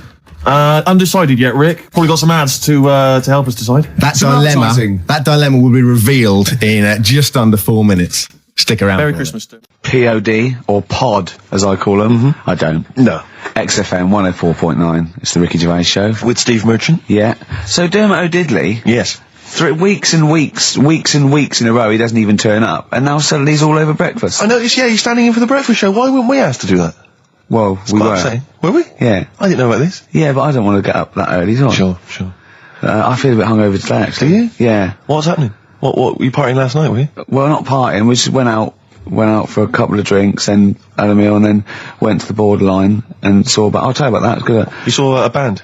That's the first Yeah. time in years, isn't it? It is, yeah, Like you? yeah. Because do you know John Sim, the actor? Not really. He's in this band, right, called Magic Alex, and it was really good. They're sort of like a friendly oasis. They got, sort of Yeah, quite, it's quite mank sort of feel, but it's really good songs and everything. Is he the singer? Yeah, no, he's a guitarist. Nice, cool. But it was full of actors because of that, and I felt quite tall. That's ludicrous, because you're a very short man. Well, I am. I'm sort of. I was average, but now I'm not. I don't think 5'8". That's right. But there, I was like quite.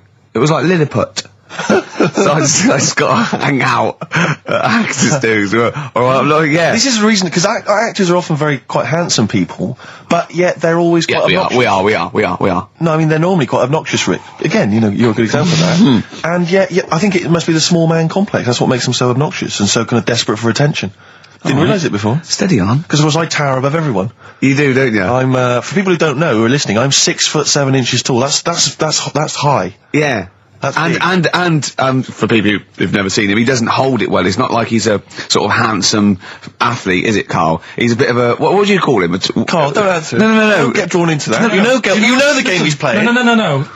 Do you know yesterday when you were in the office? Yeah. You did a little move, and it reminded me of Blakey. Oh, I hate you, Gervais. Oh, I hate you, Pilkington. That's our stance. Yeah, but even he held it a little bit better, didn't he? Because he was a man, he had a big coat and everything, and a peak cap. But, yeah. I can't believe you. Like, I've not suffered enough from being freakishly tall. Now, two of my best buddies, live on radio, are just... It's not just height, though, is it? It's the posture and the face and everything. But it's got your places, hasn't it? No? What do you mean it's got me places? I think people give you a bit more of a chance in your career and stuff, 'cause it's like... Well, yeah, stacking shelves. Because I can reach a high level. XFM 104.9, kicking off there with the Dandy Warhol Steve. Sure. Ricky Gervais Show with me, Steve. Steve Merchant. Well, then That's always all I let was me gonna say that. Well, I thought you would... What? Well, it's 5:01, isn't it? Already an error has occurred. Yeah, It's a shame, 'cause yeah. it could have been slick. But Steve, we've got some great music. I'm on a bit of a soul tip this week, Are to be you honest. really? Yeah, I was a bit of a folky last week, but you got stuff from like early Bowie, some Stevie Wonder, a little bit of Groove Armada. We've got the classics. We've got Coldplay, we got Blur, we got Ash. Sure. We haven't planned anything for the show. Got nothing, have you? You're just reading the list of songs there. of songs that I Thinking might that play. will fill up some time. Oh, no. Anything interesting happened to you over the week? Nope. No, I just swore off air, and Karl went, "Never swear in an on-air studio." I love it when Karl tries to sound like he's professional and understands the business. Yeah. You don't fool us, Karl. Yeah. Eh? Oh, I wish I could buy like a Karl, you know, like those Garfields you can stick on a car window. Oh, yeah. I reckon we should be able to get a car like that we could send out as a gift to people. That'd be lovely, wouldn't Just it? this little face pressed up against the glass, like a window licker. Yeah, like you'd have to lick his face to stick it there. Yeah, that'd be a joy. Oh, bless him. Or one of those things you throw out a window and it sort of like flaps down. You say they sell them for a quid. Yeah, exactly. What are they Or called? those little dancing baby Karls. pigeons. That's what we used to use. Or frogs from the pond. Sure, That's yeah. cruelty to animals, and I don't condone that. And it was a joke before the RSPCA phone in and say stop throwing frogs at windows. Well, people who are listening... And I don't mean the French, by the way. That sounds like xenophobic. Before someone calls in and says stop throwing French people at windows. Yeah. So I'm digging myself into a hole here, aren't I? Yeah. It's all gone horribly Quick, wrong. mention the Germans and then let's go. Yeah. I don't mind the Germans. No, good. Hives there on XFM 104.9. I'm Ricky Gervais. Steve Merchant. It's with you. Oh yeah. Yeah. Sentences. and It's all that. just using the Well, you traditional pointed, English but you language. put me off. You pointed to yourself, and I just said Steve Merchant. You know what we do that every week. You introduce me. You Yeah. say with me and I go Steve Merchant. No, yeah. So no, it's a catchphrase that everyone's waiting to hear it. No, but usually I go Ricky Gervais and you go with Steve Merchant. But this time you pointed to you, so I said it. But I didn't say it. It caught me off guard, so I didn't use the sentence. Oh, I don't like the way you sit, right? I've read medically that if you're slouching like that, can you try and describe how you're sat? But you've got the kind of have you ever seen that picture of when John Lennon was off his head on Smack recording Let It Be and he was lying on the floor at Abbey Road? That's basically what Ricky looks like now. I was scared. It's not good for you. That look at you can't breathe properly in the diaphragm, so you're going to speak badly. Hey, listen, I was trying to speak medical stuff there. I was trying to run into trouble. Anyway, Rick, what are the words to wham rap? No, what are the words to I don't remember wham rap. What the hell's got into you? Hey, sucker. No, there's nothing you can do. Brilliant. I look forward to a forthcoming revival of your music career. Yeah. White Stripes, fell in love with a girl, XFM 104.9, 1:05 of a Saturday. That's what DJs say. Of a Saturday, yeah. Of a Saturday. Fast approaching. Yeah, time fast approaching 1:10. What do you mean it's fast approaching? What's it speeding up, is it? Time's speeding up as it gets towards 2:10. Shut up. Ricky Gervais, obviously. With him, Steve Merchant. Yeah, and Karl Let's Pilkington. not forget Karl P, the K-Man. He's growing on people now. love him. People love him. was thinking, oh God, he's too much. Now they're going, they love him. Like same as you. I mean, they still think you talk a little bit too much, but I mean, they love Karl. But I shouldn't say that because it rock your confidence. Exactly. Yeah. No, I am a man of nerves. Sorry, I'm sidetracked, Rick, because I'm looking on the internet here, on the website for XFM. Yeah. Because I was, partly bored, but also I was looking on the other day. Nothing I said though, was it? No. Right. No. And there were some people commenting on the show. Yeah. And one person on there, I'm trying to find it, I don't want to misquote them, but basically, as far as I remember, they said that we knew even less about the music than the DJs that are on in the week. Right. I think that is scientifically impossible. Yeah. So they've embarrassed themselves. Exactly. I think it's impossible. You can't know less than the people that are on I in the don't week. think so. It's just, I mean, it's like trying to multiply with zero. You just end up with zero. It doesn't make sense. I checked with Steve Taylor, the man with the knowledge. He should know. But I don't think that's really annoying. It's so annoying because I'll tell you this, we are passionate about the music and we do know what we're talking about. Yeah. Just because we don't read the back of the CD box like and play the list we're given with the 9 CDs that are on the playlist every month. There's a piece of paper here. And Carl's looking at me like he's thinking, oh no, we're having a go. You've given away the magic of radio. You get pieces of paper here and they've got little bits of details. So for instance, White Stripes, this is the next single off White Blood Cells, February 2002. Now, it sounds like we know about the music. We read that off a piece of paper. Exactly. Whereas, when we say about music and we're wrong, at least it's because we didn't know. Exactly. See? Alright? Don't criticise us. Athlete and Westside on XFM 104.9, sunny day, 2007. It's going so well, wasn't it? Yeah. Going so well. But Ricky then, Gervais. once again, the English language tripped you up. the mouth with the tongue lips was all over the brain and talk. The brain and talk through the throat. Oh dear. Oh, language is his tool. So, Rick, I think we should do some introductions because I think it seems to me every week everyone knows who you are because you're, the face of the moment. But they forget who, me and the K-Man are. Well, with me, Steve Merchant. Hi. and the K-Man, who's our producer and friend. And can I just say that I really look forward to this show. Like, I get, oh great, we're gonna do a show and we're gonna play some tracks we like and have a laugh. But now I'm looking forward to meeting Karl. Of course. Honestly, I come in and I see his face and I go, all right. And I'm, just great, like just a little friend. Do you know what I mean? You know when a kid comes on to play with a friend, you go, oh, and they're gonna come out to play, and it's like little friends. It's like that with Karl. Yeah. Yeah, and we don't see him in the week, you see. We deliberately stay away from him in the week so that he'll be fresh to us. It was, go on. You start off friendly, like you did today, and as soon as Steve turns up, you start getting nasty and saying things about my little bald head. No, I said, look, okay, right, listen, let me explain. Karl was making the tea, and you know those bins, the sort of like a round sort of Metal Mickey type bin that you can take off the thing? I went, oh, that would make a good little helmet. It would make it look like Metal Mickey because it's the same shape as his head. Sure. Right? And I put it on, and so far, so good, Rick. No problem there. That's just two mates having a laugh. Right. You're putting a bin on another man's head. Right, it's right. So I put it on, and the swing bit, through gravity and the angle, swung and hit him in the nose. Sure. Right? He went, ow. And I said something like, it's alright. Yeah, of course, because you were being amused. Yeah, I said, it's alright, don't worry. Yeah. And he went, no, I've just washed my hair. Yeah. That annoyed me. That did annoy you, sure. Because there was lots of, like, shit and coffee and horrible gunk. In his hair, or? No, in in the inside of the bin. Sure. But what annoyed me is he's hardly got any hair. Let's be honest, he looks like Moby. Yeah, so I said, I took the bin off. Yeah. And I was having a laugh, and I thought, you ruined my fun is what do you know what I mean? I said, what's your hair? I said, we could do that now in 30 seconds. Yes. And he looked at me like I was in the wrong. I know. Rick, that annoys me about I him. know. That doesn't annoy me about him. Star Sailor and Poor Misguided Fool. With me, Steve Merchant, and Karl Pilkington. The K-Man, round of applause for K-Man. Yeah. But no one's announced who you are. Ricky Gervais. Ricky Gervais. It's XFM 104.9. Saturday afternoon. If you didn't know that, I don't know why I mentioned it. That was stupid, really. You must know that by now. Well, we've got some great things coming up. We have indeed. We've got songs and chat and things. We'll also, of course, be running through the White Van Man questions from the Sun again, but this time Karl will be answering them. I look forward to that. Yeah. Can we do that fairly soon? Oh, there's some good questions this week. Yeah, we will, but as I was coming in, there was like a bunch of posh lads, I think university students, trying to get in, because they're doing one of those scavenger hunts that they have to get points for charity and do stuff, and one of theirs is get on a live radio show. Right. So I sort of felt sorry for them, so I said they could come on here just for 5 minutes. Who are they? All right. And they're just Are they toffs?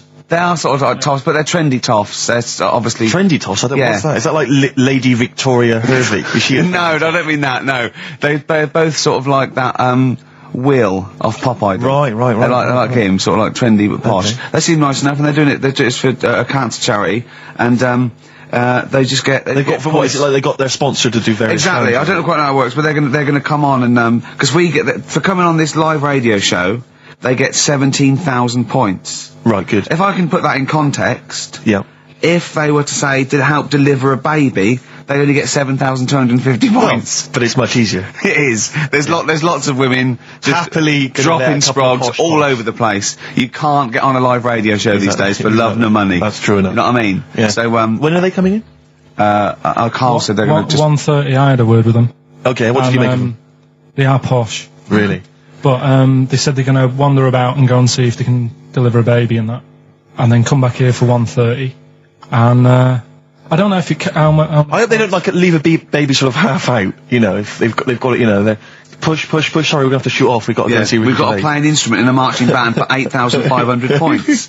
Well, I did say be here definitely at 1:30 because I don't want you getting in the way of the white van questions. And the other thing is, right, they get 7,500 points for delivering a baby, but they get 9,000 points if they cut Peter Stringfellow's hair. Well, he's very precious about his hair. It's a more delicate operation, isn't Absolutely. it? There's more that can go wrong.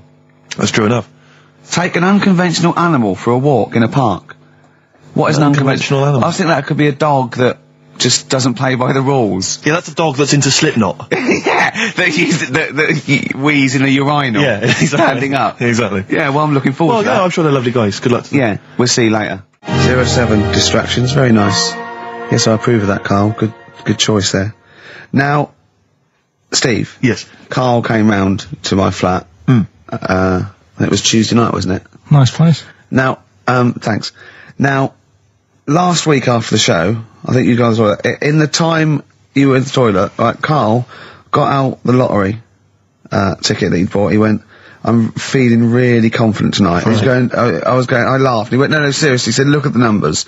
And I looked at them, and I think they were 4, 6, 8, 20, 36, 48, weren't they? He was going, I just got a feeling about those, I wasn't sure.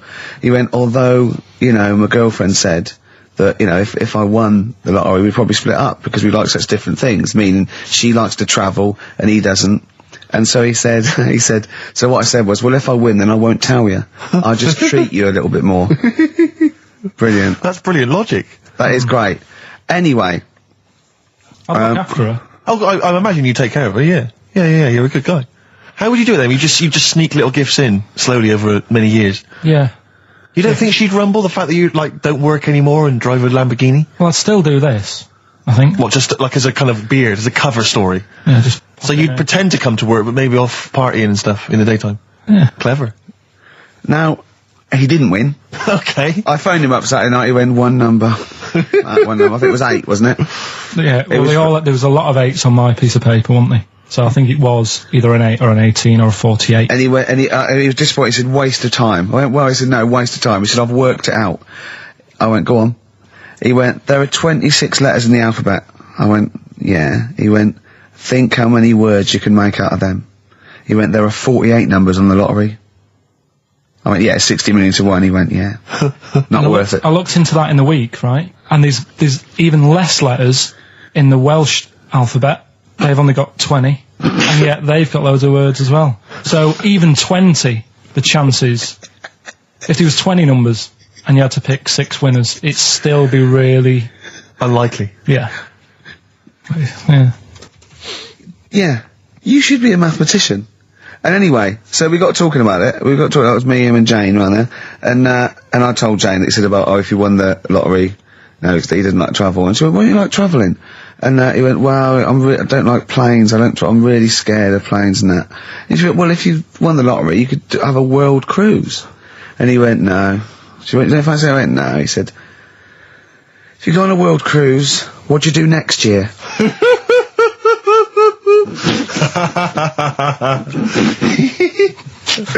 Oh, Genius. it's brilliant logic, Karl. It's But you know on the world cruise you don't actually see the whole world. I mean, you... And if you did, it's not like saying, well, I don't want to see that twice. Do you know what I mean? The world. It is the world. It's a lot. It's a lot to see. And Did it never dawn on you before about the numbers in the lottery? Have you been playing this for years and thinking that you had a good chance, that it was just like you and a handful of other people that were doing it? Just as much chance as everyone else, but then when you actually sit down and think about what you're doing... He's done it again this week. He went, I'm doing it one more time, and he showed me the numbers, and he went, they look a bit more healthy, don't they? What numbers are you going for this week? It's alright laughing, but we'll see tonight. Yeah. Go on then. So look. You know, if people do this and they win, if you take these out and people do these, you'll have to share it with someone. It's alright though, isn't it? Give them a chance. Tell them give people a clue. What numbers are you doing, Karl? No, I'm not going to tell them all. I'll give you 4. I've got 5, 9, 12 and 26. Okay. You're not going to give us the other 2? No. Because that's a big difference, isn't it? What are the... 4's worth about 8 grand in it, but if I give them the other 2 and it wins... Yeah. What are those 4 numbers again? 5, 9, 12, 26. Pete Yorn for Nancy on XFM 104.9. I'm Ricky Gervais, with me Steve Merchant. Hello there. Pilkington. Steve, you got any other toilet-related anecdotes? Rick, my life is just full of toilet trauma. Yeah. And Karl, you may not realise this, but a while back I used to host, this is bizarre, I used to host a radio show on the BBC World Service, right? Now, if you want someone who's the voice of integrity, the voice of intelligence, the voice of a nation, you're going to come to me. That's obvious. And I was broadcasting, so now they've got listeners of something like 50, 60 million people around the world. It's mental, the listenership of the World Service. And I used to host this show with someone It's a big place, Steve. The World? Yeah. You're absolutely right. And anyway, so I had to be into Bush House, where they broadcast from, 10 o'clock every Friday morning, to broadcast around the world to 50 million people, right? And one week, I just went to the toilet in my house, right? Everyone had left. I got there a bit late. I got up a bit late. Already against me. The clock was already against me. Had to be there at 10 o'clock, broadcast around the world. And we got 2 toilets in our house, downstairs one, right? And the door had already been a bit dodgy. It was one of those doors where you had to give it a bit of a kick as you went in. It was getting a bit tight. I don't know what, the wood was expanding or something. You know, I'm in there. And same thing again happens. No toilet paper. I think, oh I'm going to have to somehow kind of make it up. Why don't you check first? I normally do, Rick. I normally do. It's just on like certain occasions when I'm bleary-eyed or something, I forget, or occasionally I forget. Normally I do check. Right. And you've got to bear in mind that it's not like this is happening every week. This is over the course of many years that these incidents have accumulated. So You've condensed them. For the purposes of this anecdote. Sure. Yeah. Yes. And great. You're just brilliant to keeping the pace up of an anecdote there, Rick. You've just drawn in. I don't know where I am now. Anyway, I know where I am. I'm trapped in a toilet with no toilet paper. That's where I am. And I'm thinking maybe I peel off some of the wallpaper, things like that. But there's nothing I can do. I got to go upstairs. Newspaper. Well, exactly. But I'm going to have to go upstairs and find toilet paper. Was there any? There wasn't. There wasn't. Oh. I'm going to have to go upstairs and maybe find a notepad or something like that. Oh. And so I try the door. Right, the door's wedged. And I'm pulling on the door, and I can't get the door open. It's just like it won't come open. And it's already. And I knew it was going to come to this at some point. Like this is like the clock's ticking. I'm trying to pull the door open. Trousers around my ankles again. And I'm thinking, well, what I could do is I could open the window, I suppose, and like try and climb out, but. Not really, because I got the trousers around the ankles. And that's or if it was raining, just stick your ass out, two birds with one stone. Sadly, it was a beautiful day, Rich. I call it the World B-Day. And so what I'm thinking is, I got my mobile phone in there, luckily, because it's in my pocket. I'm thinking, well, maybe I can phone, I would seriously... Kleenex. Maybe I'll phone the fire brigade. At this point, I need just dried. No, it hadn't. It was... Hold on. Was that little puppy not around? Because sometimes you can call that, it's got a little bit wrapped round it. Listen... Or just use the puppy itself. There's 50 million people around the world going to need to hear my voice in 30 minutes. Exactly. And where's Steve? He's not locked in the toilet again, is he? Exactly. Oh, no. So I'm thinking about phoning the fire brigade, and I'm thinking, like, if I do that, it's going to be the first call that goes straight on the speakerphone. Yeah. For like the entire fire brigade service everywhere. With a butch hero carrying you down over his shoulders with your trousers around your ankles. Exactly. Can I just not pull him up? No. You've got to be taught a lesson. Yeah. But I imagine the idea of phoning up and going, hello there, I'm trapped in a room in my house. Oh yeah, which one is it? Oh, I don't need to know. It's quite small. Is it? Yeah. It's not the toilet, is it? Because we don't want to come and rescue someone who's trapped in the toilet. Which service do you require? Paper? So I think I can't find the fire brigade, the clock's ticking. So then I think one of my housemates is still in the house, but still asleep. So I phone the house number. Right, phone rings and rings and rings for ages. And eventually he answers the phone, right? Gets out of bed, answers the phone, yeah. Hi, it's Steve. All right, what's wrong? I'm what are you downstairs. doing? What are you doing? All right, yeah. I didn't wait, I don't know. What are you doing? Just in the toilet. Just downstairs in the toilet. Oh, yeah, what are you doing? Well, I've finished what I'm... Have you got any toilet paper? Any bog roll? Yeah. So he had to, kind of scrape together a few bits of paper, and sort of tinfoil or whatever he could find in the house. A cactus. Come down no. Pass it underneath the door, right? And then I said, can you move away from the door because I don't want you to hear me as I'm, wiping the... And so you didn't say that? Yeah, well, I didn't want him to, that's embarrassing. Sorry, that's embarrassing. What were you wiping it with? Not tumbleweed. What do you mean? What noise? I know what you mean. Yeah. No, exactly. Right. So then I say, right, can you smash... Why was he hovering? Why didn't he want to walk away?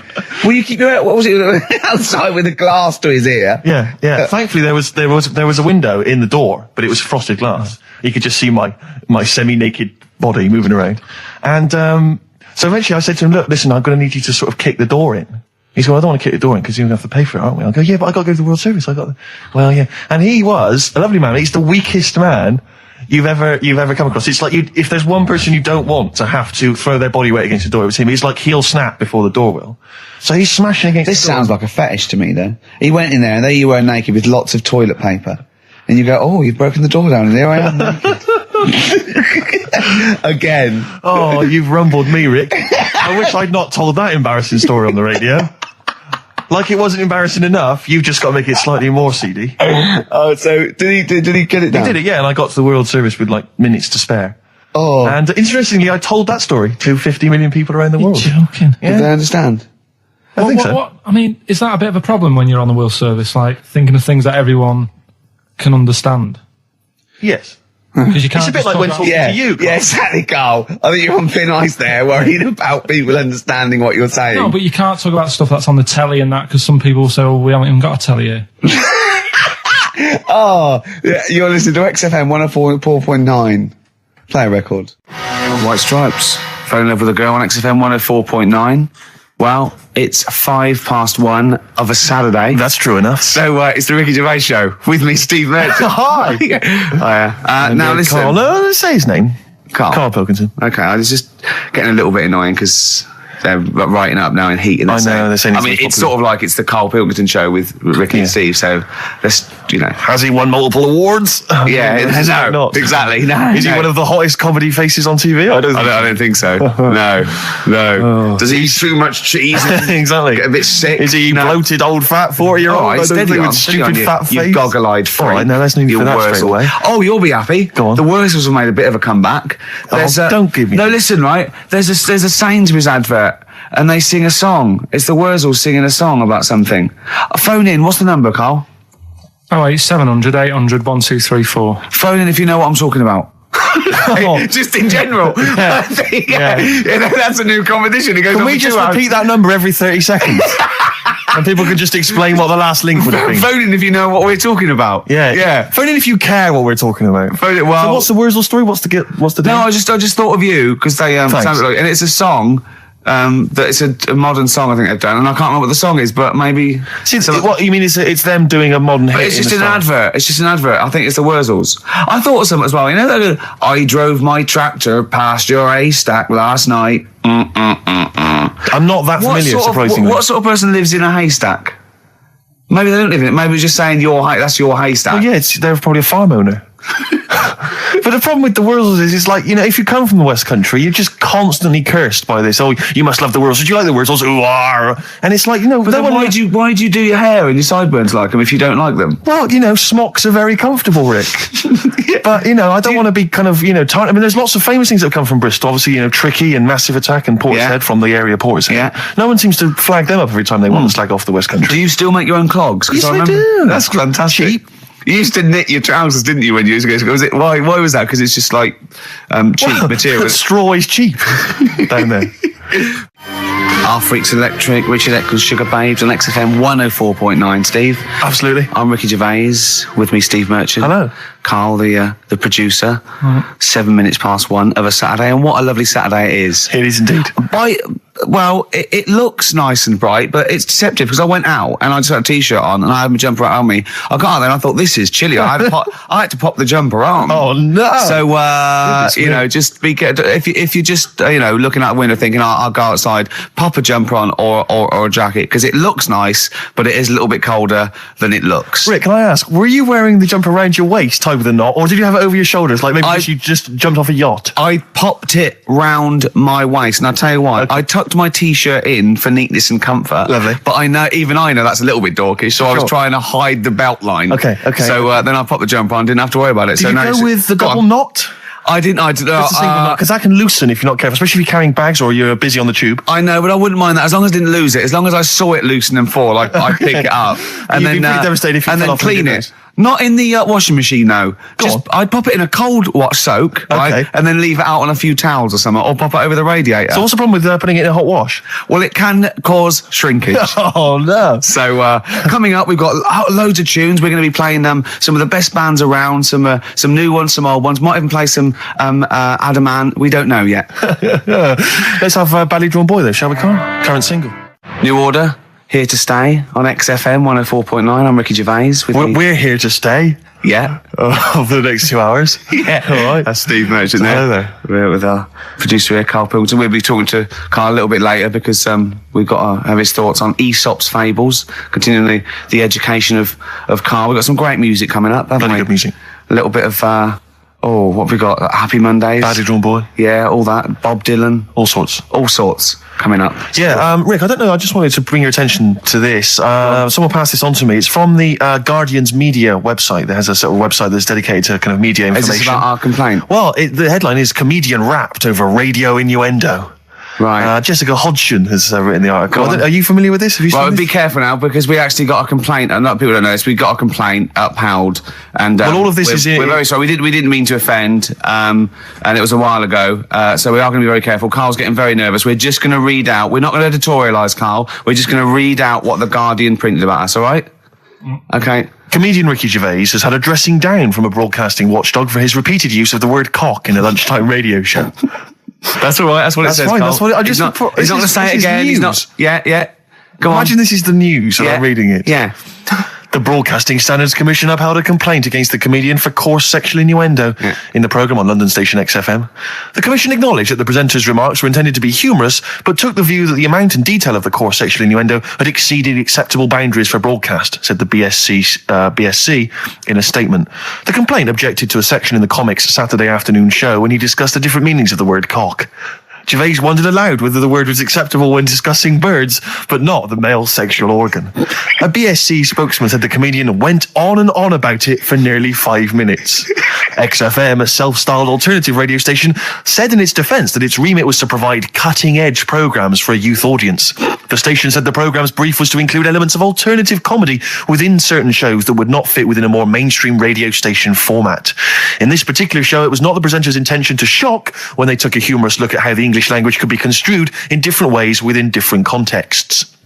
Gervais, whose big break was on Channel 4's 11 o'clock show, has shot to household status through the portrayal of David Brent, the middle manager from hell in BBC Two's cult show The Office. Just in case you didn't know what I was talking about. Yeah, he's a household name, but they just thought you might not have heard of him, but he is a household name. Now, that's good. That's good reporting, and they're quite right about it. And just to remind people, it was when Steve said the only bird that hasn't got a penis is the swan, and I went on about the male bird being called the cock, but I couldn't use that to mean, and it was childish. Yeah. But what annoys me is, I'm sure I've heard things on like Radio 1 like that. Or what's what's her name in the morning? Sarah Cox. Yeah, and as there's a DJ like Karl. Cox. Yeah, so you got Karl. What's the matter? I'm just saying. You're just saying there's a pair of DJs on, Yeah, but we've done this. And what are you talking about? We're just talking about names. They're just saying the names. Now, I love Cox in the morning. You're a big fan of Cox. And at night. What's the matter with you? Come on, Karl. All right, we've taken it. Have you actually been rapped over this? No, I don't know what. Have you had a dressing down? No. When did that happen? I don't know. I was meant to tell you, and I never got round to it. Okay, thanks then. So don't do it again. That was the Travis and some flowers through my window. This is XFM 104.9 of a Saturday afternoon, just gone 6 minutes past 1. I'm Ricky Gervais, with me Steve Merchant. Hello there, hi. Good to talk to you. Karl Pilkington is over there. All right. Hey. Keeps it real. Yeah. Respect, Karl. Oh. Rick, I just think, we want to lift off the show straight away into the stratosphere. Yeah. And the best way to do that, it seemed to me, was to resurrect a game we used to play when we first began the show in old XFM days. Do you remember the game? Do you remember the game Make Ricky Gervais Rub Me Hard? Rub You Hard? No. No, that was only in the pilot. We never actually did that on live. Okay, right. No, it was the game Make Ricky Gervais Laugh. Oh, I remember, We used to get people, Karl, you probably didn't hear it. We used to get people to sort of send in pictures and jokes and stuff. And if I could make Ricky laugh on air with those, he won a toffee. Then they won a gift of some kind. Yeah. Anyway, a lot of emails actually saying people love your laugh, Rick. So in a sense, we're giving the public what they want. They must be taking the mickey. But this is a picture I found in today's copy of The Sun. So if you're listening at home and you want to know what the picture looks like, rush out and buy a copy, only 40p. Yeah. And are we sponsored by The Sun? We do White Van Man. Exactly. It amused me straight away, this, because bear in mind, right, it is one of the world's biggest rock stars. Okay. Just check out the face.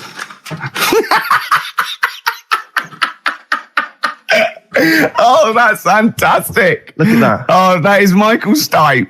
Oh dear, with sort of like looking like, I don't know, some sort of Nazi officer. That's not libelous. That's not libelous. In your opinion, Michael Stipe, he's outside there during the press conference for Peter Buck's acquittal. It's not a good picture. I love R.E.M. and I love Michael Stipe. I think he's a lovely man, but that's a bad picture, isn't it? He's got big glasses on and stubble, obviously still bald head. He doesn't appear to be looking at anything. He's looking right beyond everyone else. Can you see that, Karl?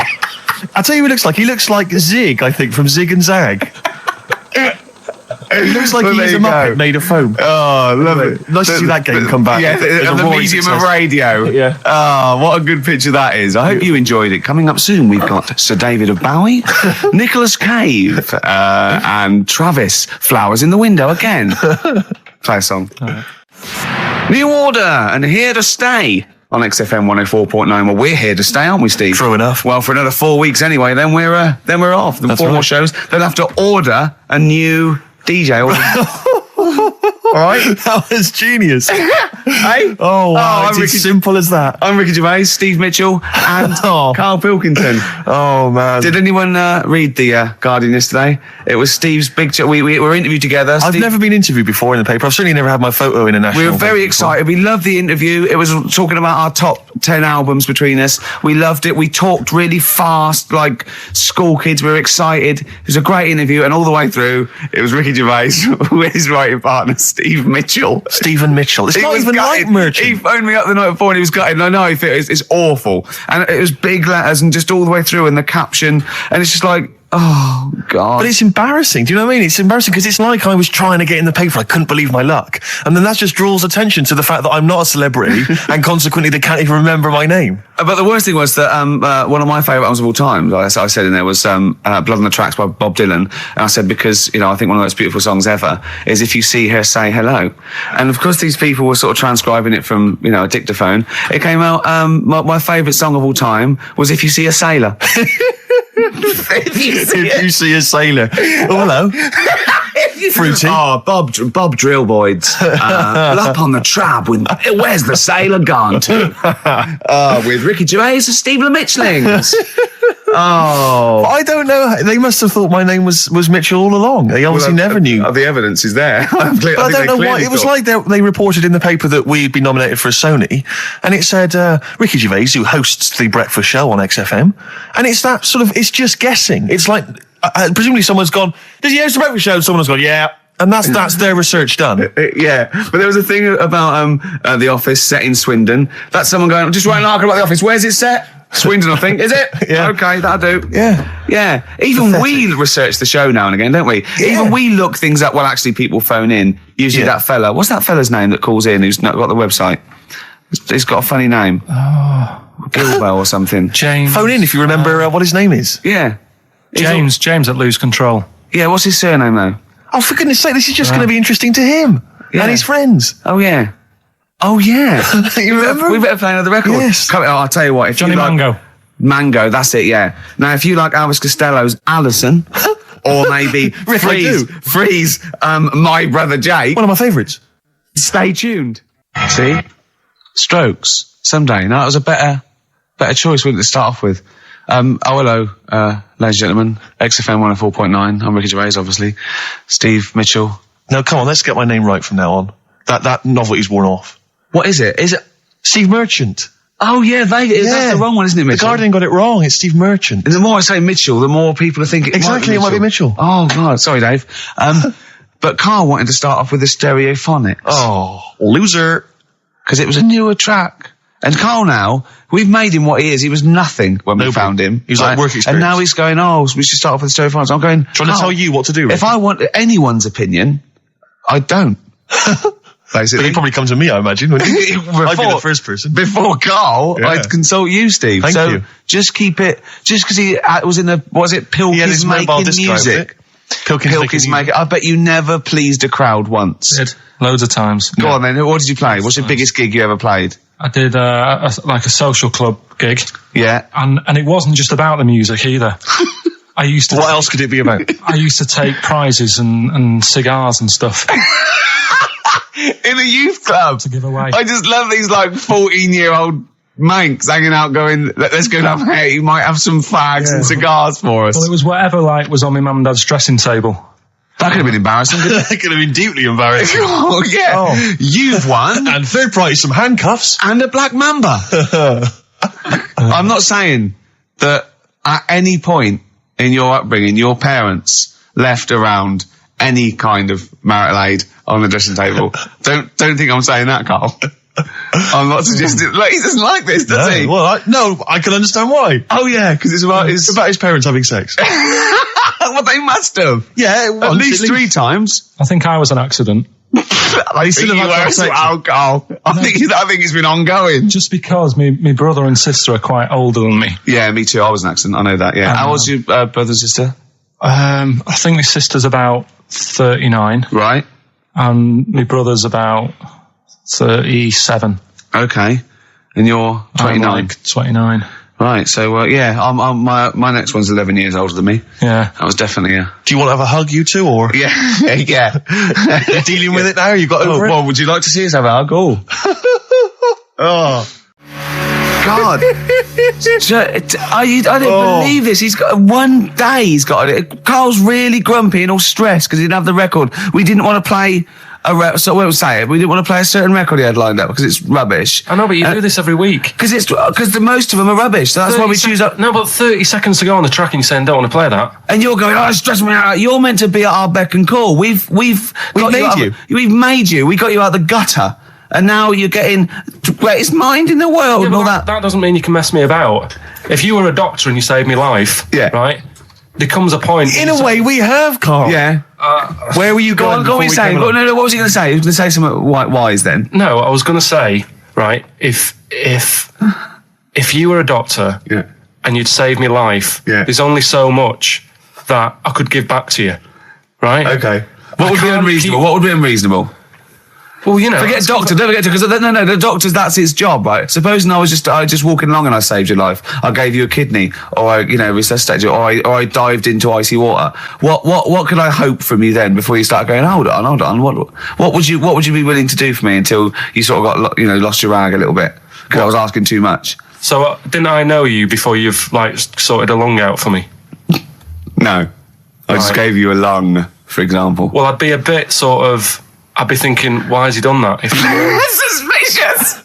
But what I love, though, Rick, is the idea of you jumping in icy water to save someone, giving them a lung. I can guarantee if someone was lying on the floor screaming they needed your help, you'd affect a foreign accent and go, I know, understand, and run off. Do you know what I did once? Right, we went out a few weeks ago, right, and some woman had her handbag nicked, and she was all distressed. He said, chase the fella, Karl. You stopped that. Let's be honest. Yes, imagine Ricky chasing a criminal. Look at his little legs. He'd never get anywhere. I mean, he started to run and then he passed Starbucks or something and nipped for a short. How did this turn on me? I'm a bad man because I don't give lungs away. No, because no one would want my kidneys or my lungs for a start. I know. Oh, did you chase the criminal then? I did for a bit. He walked. No, you didn't. Did you? No, I did a little bit. Yeah, we sort of spread out. We missed him. Where was it, and what was the situation? It was. Did you see a bag get snatched? It was. No, she was sort of crying, and she was ready to. Some blokes came in, sat next to her, and then just ran off with her purse. And you walked after them. No, they'd gone, Steve. They'd actually gone, but it was just like a bit distressing because she was devastated. I know how she feels as well because I had a jacket, and you think, I've just got to find them now. Yeah. Where are they? Who are they? So she was really off her head with sort of like she was angry and sort of crying. Yeah. And it was horrible. It was horrible, wasn't it? Wasn't it, Karl? He's broken his mic now. Right, play a record, Karl. What are you doing, mate? I don't believe this. There's only 2 weeks to go. These should be special. Karl, play the record. We've asked you to play the record. Like you. You go on there, Steve. Absolutely. Stone Rose on XFM 104.9. I'm Ricky Gervais. With me, Steve Merchant. Hello there. And Karl Pilkington for the last time. Indeed. I'm afraid. Yes. So, we're going to have a little bit of a chat. We're sewing up some things with Karl. Indeed. We're giving away that prize, that BAFTA bag, and, playing some great music. And we're just, I'm bringing in my favourite tunes. I'm bringing the Smiths, Radiohead, Cat Stevens, David Bowie, Neil Young, the classics. Steve's doing the same. Indeed. Well, Karl, the last time apparently, someone's got it a bit wrong. We're not actually away for 6 weeks. We're away for we'll be back in, August, won't we? What the hell? Yeah. No, don't swear. Yeah, that's outrageous. On the last show, you have to say that. Already brought the tone down. Yeah. Cheapened it. And I think it's blasphemous as well. Yeah. No, it's not. No, hell isn't, is it? Isn't it? No, I don't think that's not blasphemy, is it? Taking hell's name in vain? Yeah. Yeah, but what was it you were saying the other week about the Queen Mum used to have the right mouth on her? What? I don't think we said that on air, Karl. What? No, but last week you were saying about bad language, and I was saying, there'll come a time when bad language doesn't matter anymore. You can F and Jeff and stuff. Oh, I know what he's talking about, Steve. Really? Right, let me explain to you, the listener at home. Karl was worried about swearing, and as a joke, off air, it was last week, we were saying that in the 1940s and 50s, the Queen Mum used to say things like, and we were quoting things she'd said, like, but putting F's and C's in there, and you believed us. Oh, so this whole week you've believed that we somehow had knowledge that the Queen Mum used to swear like a trooper? We were doing fake quotes from her in her voice, but putting in F's and C's, and you believed us. I mean, I didn't even think, I thought you were going along with a joke, but it obviously made an impact. Karl, we've said this, you've got to question and query everything. You can't take things at face value, certainly not if they come out of the mouths of Ricky Gervais. Yeah. Alright. Yeah, sorry about that, Karl. It was a little trick. Is there any other things now that, as Is you there look back anything over we've the said that time you've been we've thinking about that I can tell you now that was a lie? Anything you've maybe queried or questioned, you've thought, that doesn't seem right, that maybe Ricky's told you? Something might come to me later on, but... Okay. Well, what about, Karl, I mean, we love you, right, obviously, we know that. We've got great affection for you. We look forward to this. I'm going to miss you, really, and I'll tell you what, you've got a heart of gold. Now, wait till you see what the record is, Steve, and you'll see what I've done. Is it a heart of gold? Yeah.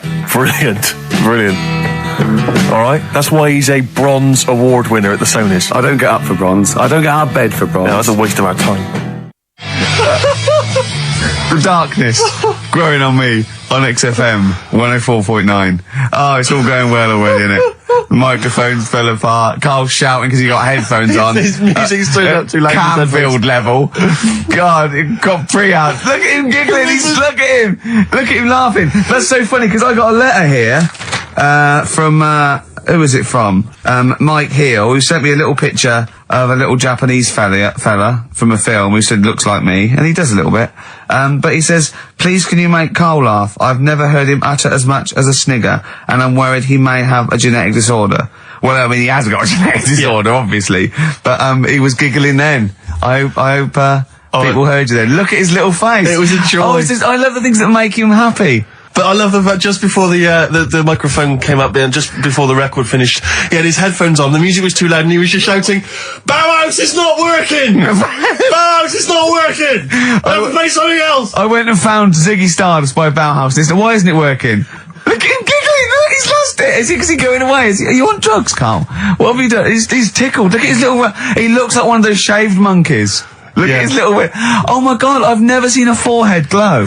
I know, it's extraordinary. Oh. And he's got that red shirt on as well, so the whole of him is just a big glowing... Karl, what are you trying? What are you putting in? I'm going to see if I can get this to work. Go on then. Hang on. Brilliant radio. I hope Dr. Fox is listening, because I think he's eating his words right now, Steve. Right, I think I've done it. Well done. That's excellent. Right, what Let's play Bauhaus now, and let's try and compose ourselves. This is Ziggy Stardust by Bauhaus. That worked, didn't it? See, panic over, calm now. You're on holiday soon, aren't you? Yeah. You got to go off early. Well, about How many holidays have you had? Because I only ever have time off when I'm working, like doing another job, like, filming or something. But you seem to have a lot of holidays, just like, and you were sick as well. You was just like, because you had wet trousers, which is a little bit. Do you not care about the job? I mean, I've got to ask because, you know what I mean? If I was in charge, I'd worry about your motivation because yesterday we were trying to work out what you enjoyed doing, and we got to Manchester United and moaning, and that is the two we came up with. I don't know where you get the moaning thing You're from. always whinging. About what? Everything. When did I last have a moan? Just before we came on air. Right, and why was that? I don't know, I can't remember. Because we were in good mood. We were in a good mood, me and Rick. I'll tell you why. Go on. Because you brought a song in at 10 to 1. Yeah. With a load of effing and jeffing in it. Yeah. And saying, can you edit this? Yeah. Yeah. But that's your job. You could have brought it in yesterday. No, I couldn't. Why not? I hadn't thought of it. But why are you whinging? That's your job. And I didn't come in 10 minutes before. It was a good 20 minutes before. It just took you ages because you were whinging and moaning to even get started. I'm not being dragged into this. You are always... I'm on my holiday now. Well, not yet. No, you're not on yet. You're still working. Well, that's what's funny. This isn't even work, right? And yet it should be. Compared to what I do in the week, this is a doddle. Well, it's because you're not putting any effort in, clearly. Where are you going anyway? Where are you heading? Cornwall. Yeah? What's happening down there? Well, there's a monkey world. You're excited about that? We'll go and see that. Probably go twice to that. Yeah. Whilst I'm down there. How long you went for? The whole week? Yeah. Yeah. So, this is with your parents, isn't it? Yeah. taking them out. Your father, what do you think your father will be up to? What's he going to be nicking on this holiday? Well, There's a lot of tin in Cornwall since they've shut the mines. He's just called Suzanne, said they've got there, said it's a nice little place. There'll be no towels when you get there. So what are you going to do? What are you going to do? Just going to chill out and sort of like go to the pub and stuff? Yeah, like I say, I mean, all I've got planned is probably probably Tuesday and Thursday at Monkey World. What about Wednesday? What are you thinking of Wednesday? Just wandering around? Just sort of think about, you know... King Arthur and that. Where he was down there, wasn't he? I don't know, but I'll tell Where you are you going? something. What town? I don't know. I don't know where it is. Suzanne sorted it out. Yeah, she's sorted it out. I joined the phone to her saying, well, pack 2 pairs. Poor woman. She's packing your bags for you. Yeah. Right. But, you'd spend more time at home if Steve didn't come in at 10-2 with a rap record with, like, obscenities all over it. Yeah, well, we'll play that next week. Well, you didn't even get the job done, that's the thing. We can't even play it because you didn't get finishing time. I'll tell you what, that method man, if he doesn't stop effing and jeffing, it's the end of his career. In my opinion. All this F that and yo Jeff, I'm a Jeff myself. Yeah. Or I'm hanging out with my Jeffs. Yeah. It's terrible. Jeff, and we know you can't put out the J word on XFM. Oh, Mother Jeffer. Well, so we haven't got that, but what we have got... Go on. Monkey News. We've still got a Monkey News, have we? That's sorted out, that's coming up. Yeah. Rockbusters. Yeah. Well, last chance. Definitely your last chance this time. You actually improved a little bit last week. You did a couple of good ones. Yeah. Same again this week. And, Cheeky Freak? Controversial Cheeky Freak of the Week. Where Karl, finds, a human being with, some sort of, congenital or imposed deformity. Or, So, and we talk about that. In a wry way. Do you think that's big and clever? no, but that's just it. It's never about taking the mickey out of someone, right? It's to make you think. I'll tell you what isn't big and clever. How lucky you are. A dwarf with learning difficulties. Nice. Yeah. Well, We'll explain it to you. That's the forthcoming single from British Sea Power. That's called Carrion. That's nice and retro. That's like end of the 70s Bowie. That's great. On XFM 104.9. That's just some of the records that we've played so far. Do you know what I mean? You've had The Darkness, you've had Bauhaus. It's like, can it get any better, Karl, do you think? like I say, we've got Monkey News coming up. So, guess what? I lost 400 quid cash this week. Gambling? No, that's tragic. This is why it gutted me. It wasn't even on your gambling addiction. No, I had a photo shoot, I had a suit, right, and I'd claimed back some expenses, and I'd had it in my pocket. And then when I took the suit home, it must have fallen out in the street or the cab. And I remembered it, and I went every pocket twice. And it was just the fact, I don't think about, oh God, that's terrible, that's a terrible blow. I think, oh God, if I had it back now, it would be free money. Yeah. If I suddenly found it now, I'd have £400 that was just free money. And I had a little nap to get over it, and I was... and you were fine. I was okay. But that's got someone just found what a gift that is. Oh. Just, I mean, untraceable. Was it in a money clip? Was it rolled up in a money clip? No, it was just literally 400 quid in an envelope. Oh, and that's so a treat. I know. See, I'd always hand it in. I genuinely would, unless I found it in the middle of a forest or something. If it was in a street. Do you know what I mean? No, because a bear dropped it. Yeah. But I mean, if I found it in a pub or a cab, I just hand it to anyone who was rushing through. Yeah, exactly. Yeah. But I'd hand it in. Well, but there's no way. If they found it in the street, there's no way they could do it. It goes to the police station and it sits there for 6 months. But yeah, exactly. Well, it's not. It's a waste of time. Pocket it. But because when I was younger, I remember being outside a post office once when I was about 10 or 12 and finding a purse. And thinking, oh, that's nice. And opening it up, there was some money in there and a pension book. And so it was obviously an old lady. I found an address. I sent it to her. And my mum said, you've been so good there, you'll probably get a little reward. She'll probably send you a little reward. Nothing. I got maybe a thank you note, but no cash, no moolah, nothing. Really? And I was livid because I'd been told that I was going to get a reward. I thought I've been a good Samaritan, nothing. So, many moons later, when I was at university, I learnt from that. And this is the most bizarre thing. This explains a lot, doesn't it, Karl? This is like the Mary Celeste. I went to a cash point to I thought, I can't get my card in here. And I realised there was already somebody's card in the machine. They put the code in, but then they just disappeared. They'd been kidnapped or something. So it was just there, waiting, sitting. It said, what do you want to do? And it gave you a number of options. I thought, interesting. Steal or go to heaven? Yeah, exactly. You went, oh dear. Yeah. Well, I pressed balance.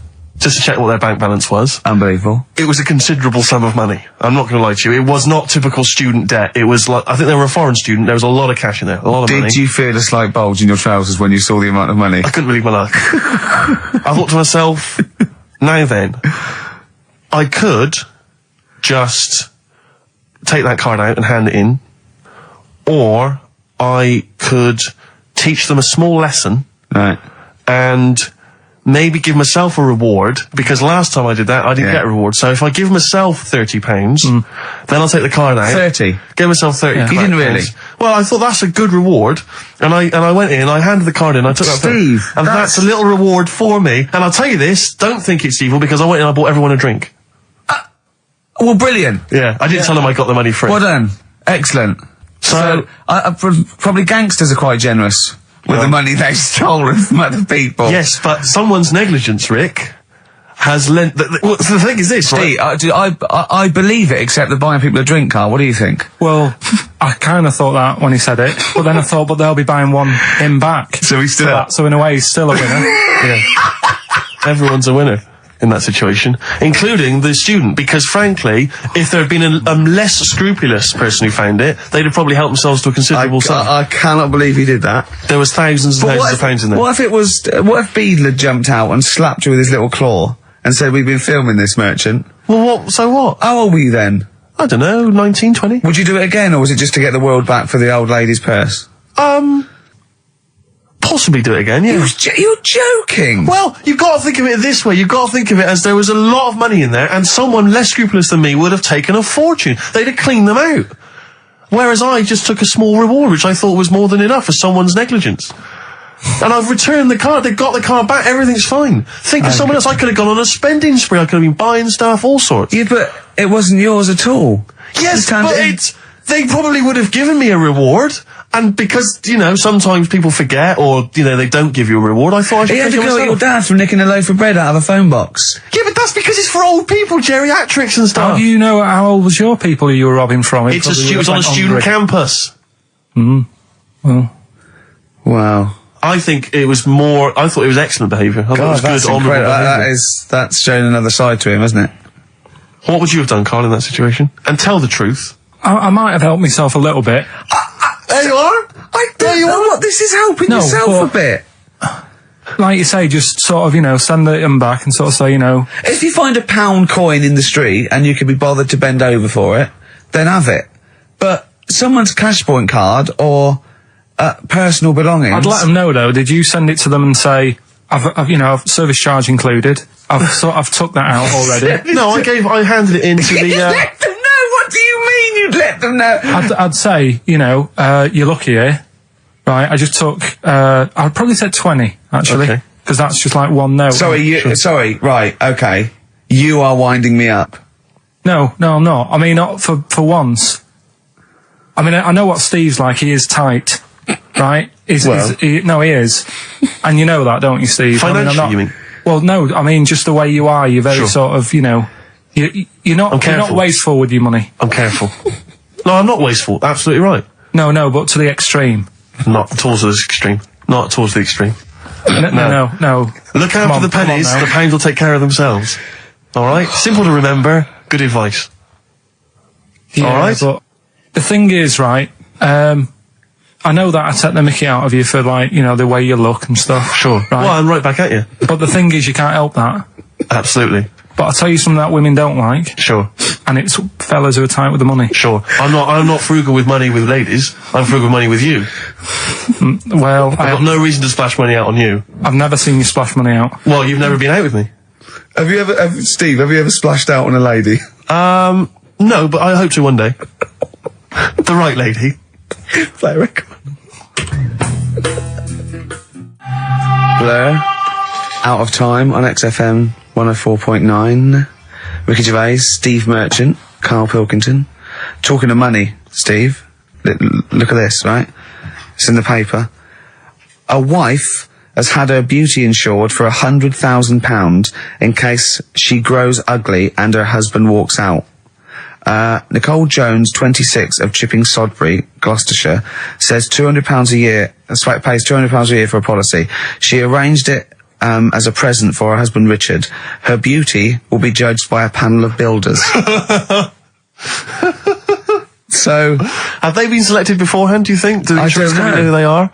I assume they're complete strangers. So suppose, like, in 30 years' time, he looks at her and goes, "Oh, you've lost your looks." She goes, "Well, have I?" Yeah. He goes, "Well, yeah." "Well, have I?" They're calling the panel. Somebody else going, yeah. "Alright, get him out for that." Well, never mind that. It's yeah, she's lost it. Right, Well, 100 grand. well, 100 grand coming your way. They stand on some scaffolding. Yeah. She walks by. Yeah. And if they will whistle. That is amazing. Do you think they give her a quote first? Yeah, what if they say, "Actually, love, you've got nothing to lose. You're not oil painting anyway." Yeah. We can't come round and judge your beauty for at least 2 I mean, weeks. that is just open to abuse, isn't it? £100,000. Because I remember, in Japan, they're mad on golf, right? And if you get a hole in one, you throw a party. And it was costing them like thousands and thousands of pounds. So they were insuring themselves against getting a hole in one. And so miraculously, everyone was going, "I got a hole in one." "Did he?" "Yep." Yeah. Paying out insurance. I mean, they could be in that together, couldn't they? They're bizarre. not. I'm sure they're not. They're probably more honest than you two that would take 20 quid out of a cash point. But, you know. No, 30. 30. Yeah, 30. I like the wording though. A wife. Yeah, a wife. The word wife. The word wife. I don't know why I just find it's just an odd word. This is my wife. Hello, the wife. Yeah, the wife. My wife. It just seems a word that you have to say if you're 60. You can Yeah, I know. Have you met the wife? And even then, ironically, unless someone, you don't know exactly, "Are you married?" "Yeah, my wife is from," you know what I mean? that makes sense, but it's still wife. People go, "Oh, better get back, I'm meeting the wife for dinner." But especially when you know them. I remember bumping into friends of mine somewhere at a party, to a couple that I knew, and I'd known both of them before they got married. In fact, I'd known her, I think, longer. And I said, "Where's so-and-so?" And he went, "Oh, the wife will be along in a minute."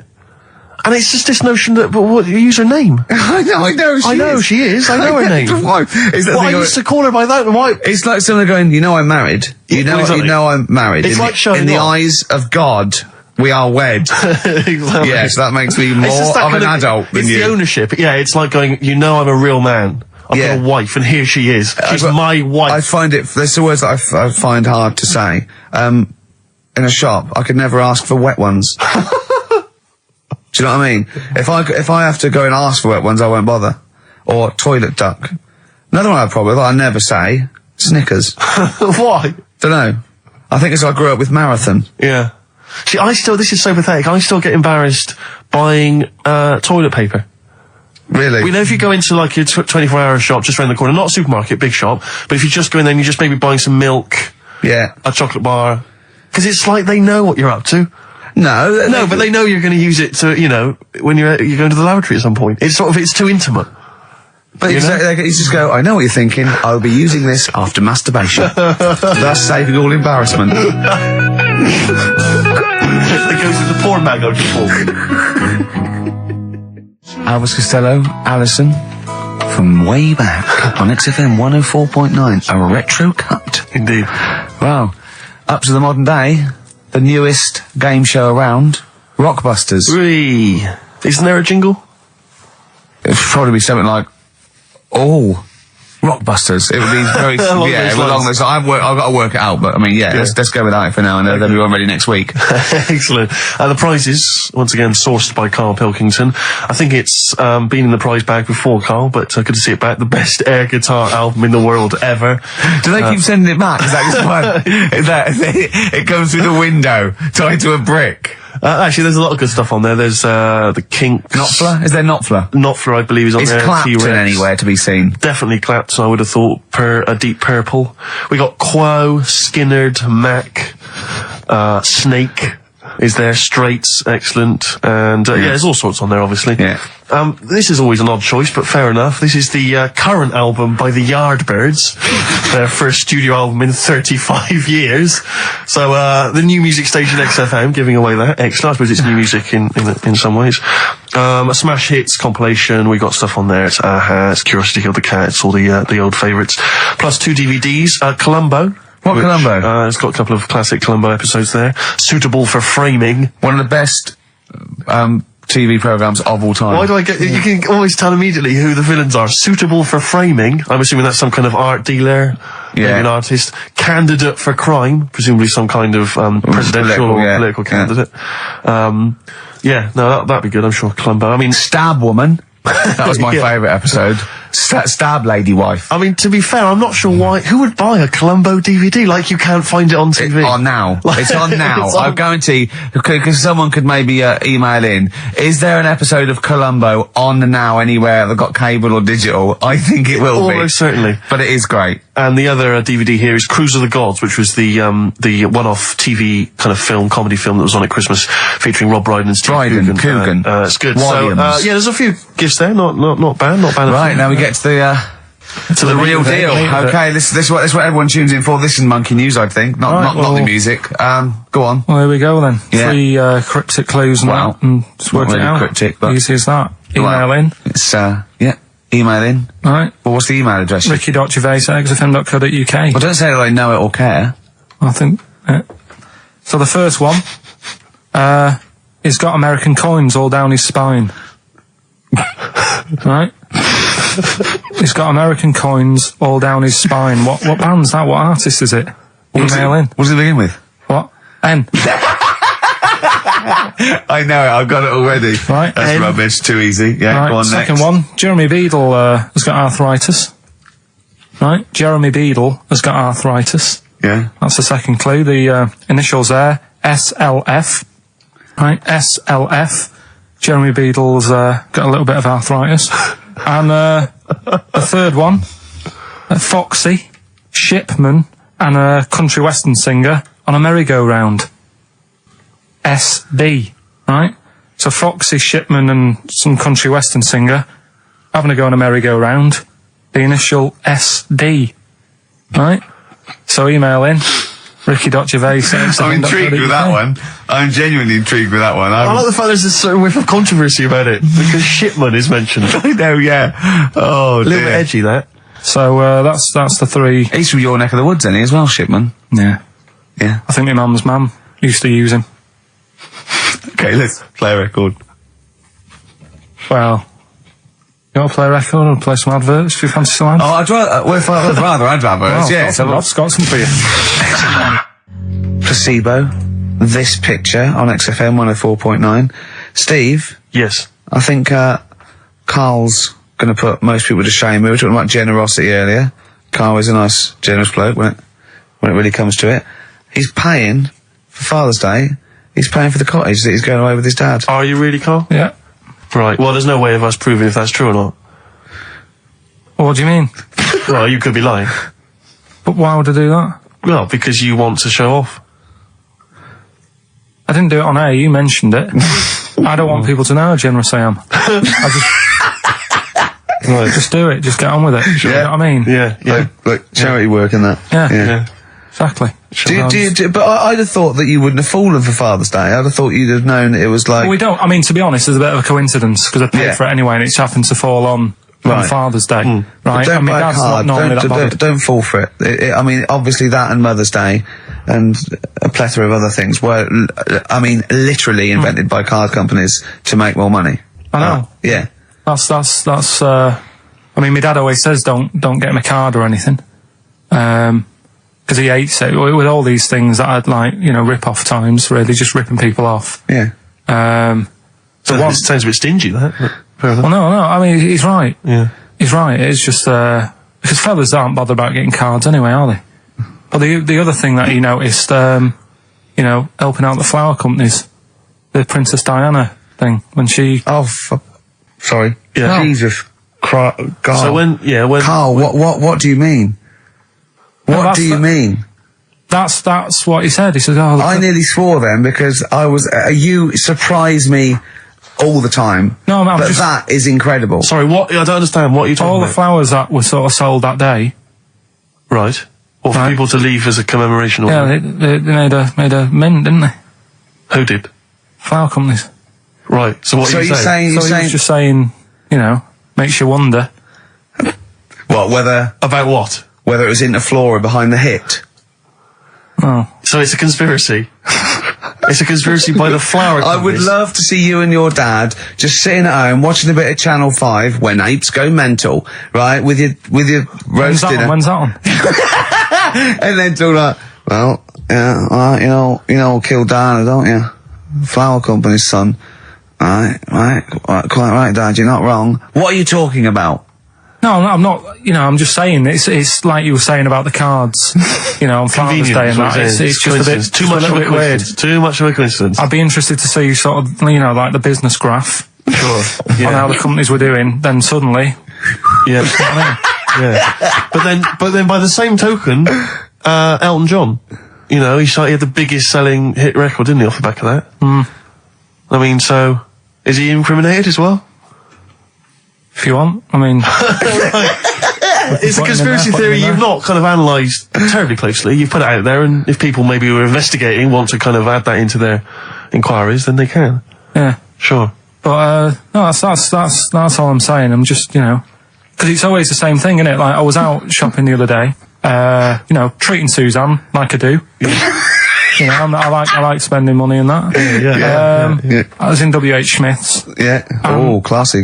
Was it a big birthday? Was it? Was it a 30th? No, I was getting a. Was it 2 biros for the price of 1?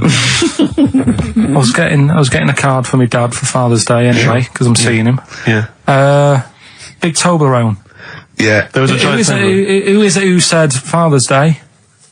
They love a Toblerone. I've never understood Toblerone because the only time I see Toblerone is in airports, right? And minibars.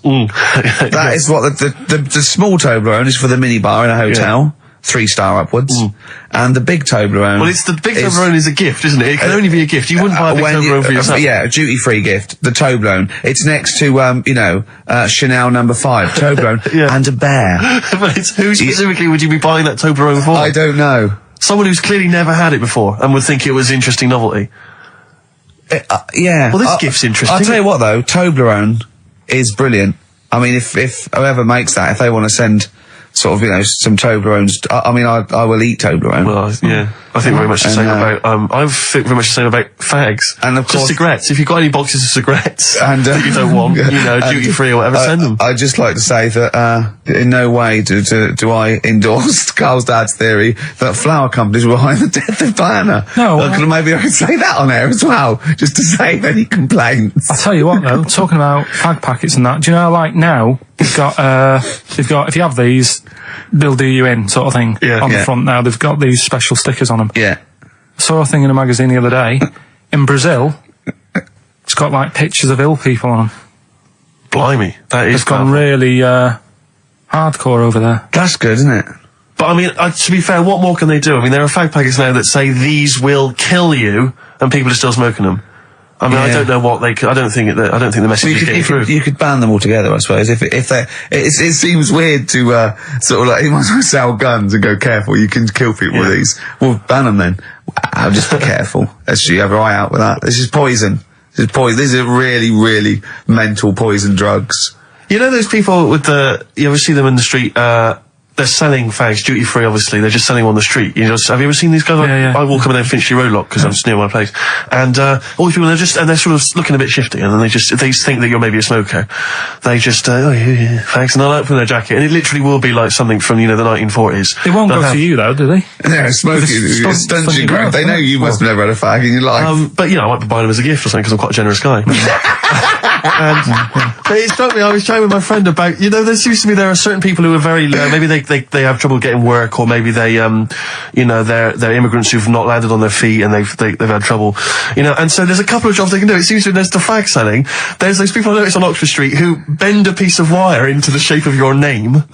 I mean, what kind of a gift is that, really? You know what I mean? I know. It's like they're literally giving them out. Or you can have the bending the name. You can be selling those things that you throw at the wall and they sliver down. At Dover? Yeah. What are you doing? I'm a trained carpenter. Right. Can you write really small on a piece of rice?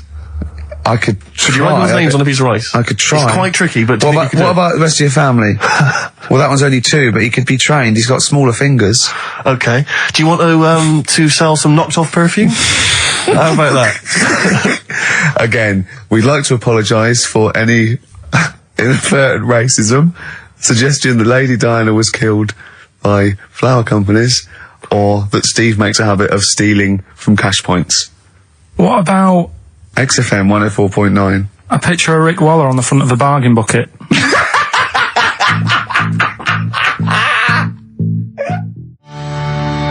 Red Hot Chili Peppers, universally speaking, on XFM 104.9. I'm Ricky Gervais.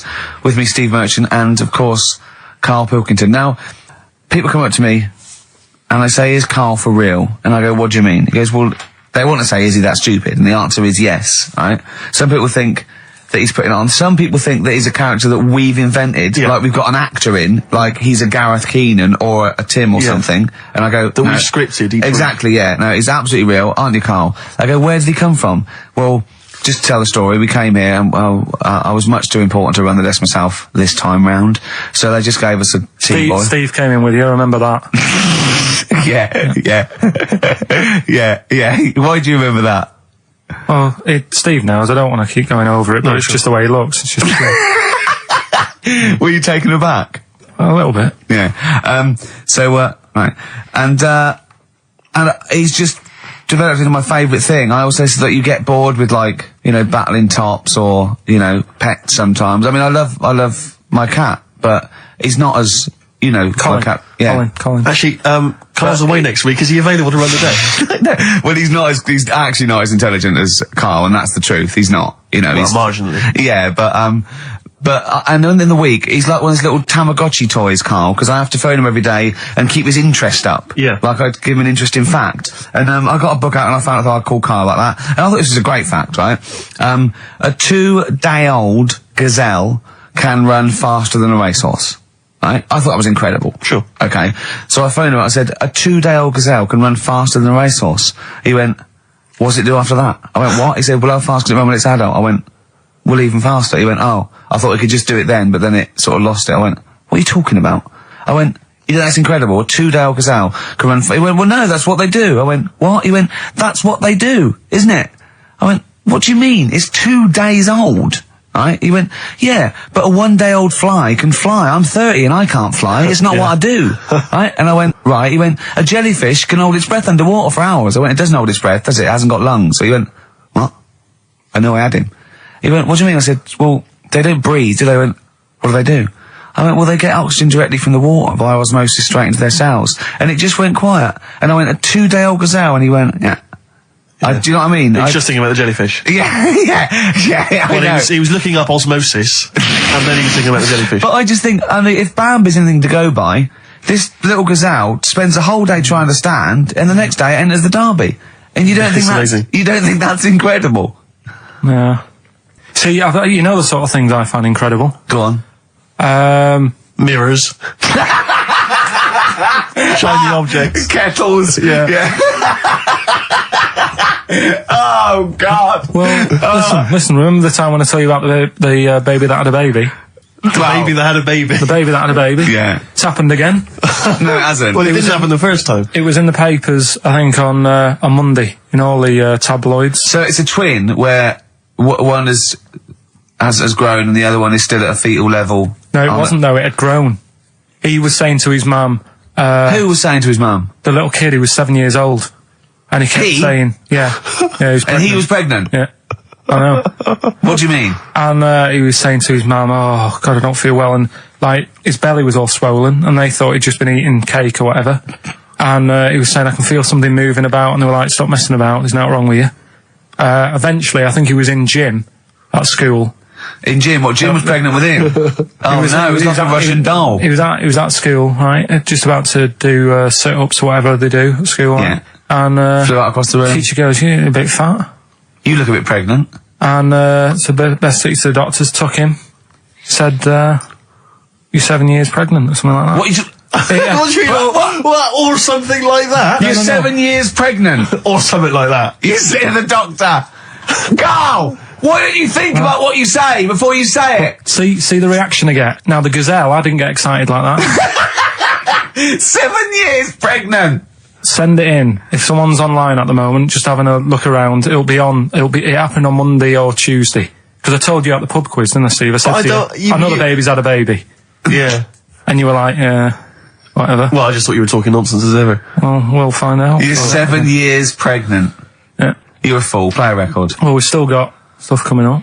Monkey News? Rockbusters answers. We'll have to get that out of the way soon, because we've got What else there? Have we got a cheeky freak of the week? Yeah. Brilliant. America by Simon and Garfunkel on XFM 104.9. I'm Ricky Gervais, and I understand I'm about to read my words, Steve. Well, once again, there's always someone, and it looks like it's Mike Lamb who has come to Karl's rescue. Lambo's let me down then. Doctors have removed a 4-pound baby boy from the stomach of his 7-year-old twin brother. Yeah. Alan Jan Niamatilev was born with the freak fetus growing inside him. For 7 years, it lived like a parasite until a school doctor became alarmed about Alan Jan's bulging tummy and took him to hospital. Surgeons who gave him a scan operated immediately, unaware that the baby was attached to the boy's blood vessels and still alive. They saved Alan Jan from certain death, but knew the 8-inch fetus was doomed. So there we are. Boy pregnant with his own twin brother by Barbara Davis. That was in the Mirror, apparently. So I've read on, and all the facts are right. They took him to school. The parents didn't realise. And that isn't even this week's Freak of the Week. I mean, that's You still got to that for come. free. You got that. You can have that. That's the free freak of the week. Free freak. That's, you know, that's giveaway. That's like 13.5% extra. Yeah. You know what I mean? That you might get with hairspray or something. So that, I mean, if that's just the throwaway freak of the week, there are 2 freaks of the weeks there. If those 2 freak, I can't wait to see what the actual freak of the week is that people are paying for. Is it incredible, Karl? I'll tell you what, something else you can have for free. Go on. Another sort of freaky thing, right? I was watching this programme in the week. Right? What? I don't know what it was.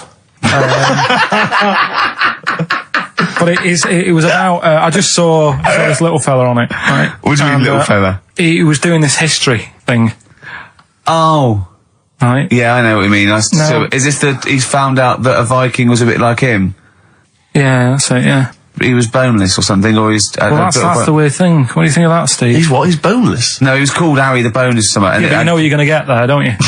That's what I mean. Always have a name, Elephant Man, you know. Harry the Boneless. Where is he? You know what I mean? I'm meeting someone, waiter, what's his name? He's called Harry the Boneless. He's over there flapping around. Yeah. Coming to He's over lunch. there in the bucket, having noodles. That's what I mean. But, do you reckon you could do that? Do you reckon you could have your bones taken out? I love talking to him! He's brilliant, it's like talking to a 5-year-old. I was asking Suzanne when she was watching it, and she was like, ask me later. Yeah, brilliant. She wanted to know about, What do you said? You were watching this programme about history, right? About Vikings. Something like that. You turned to your girlfriend and said, do you reckon you could have your bones taken out?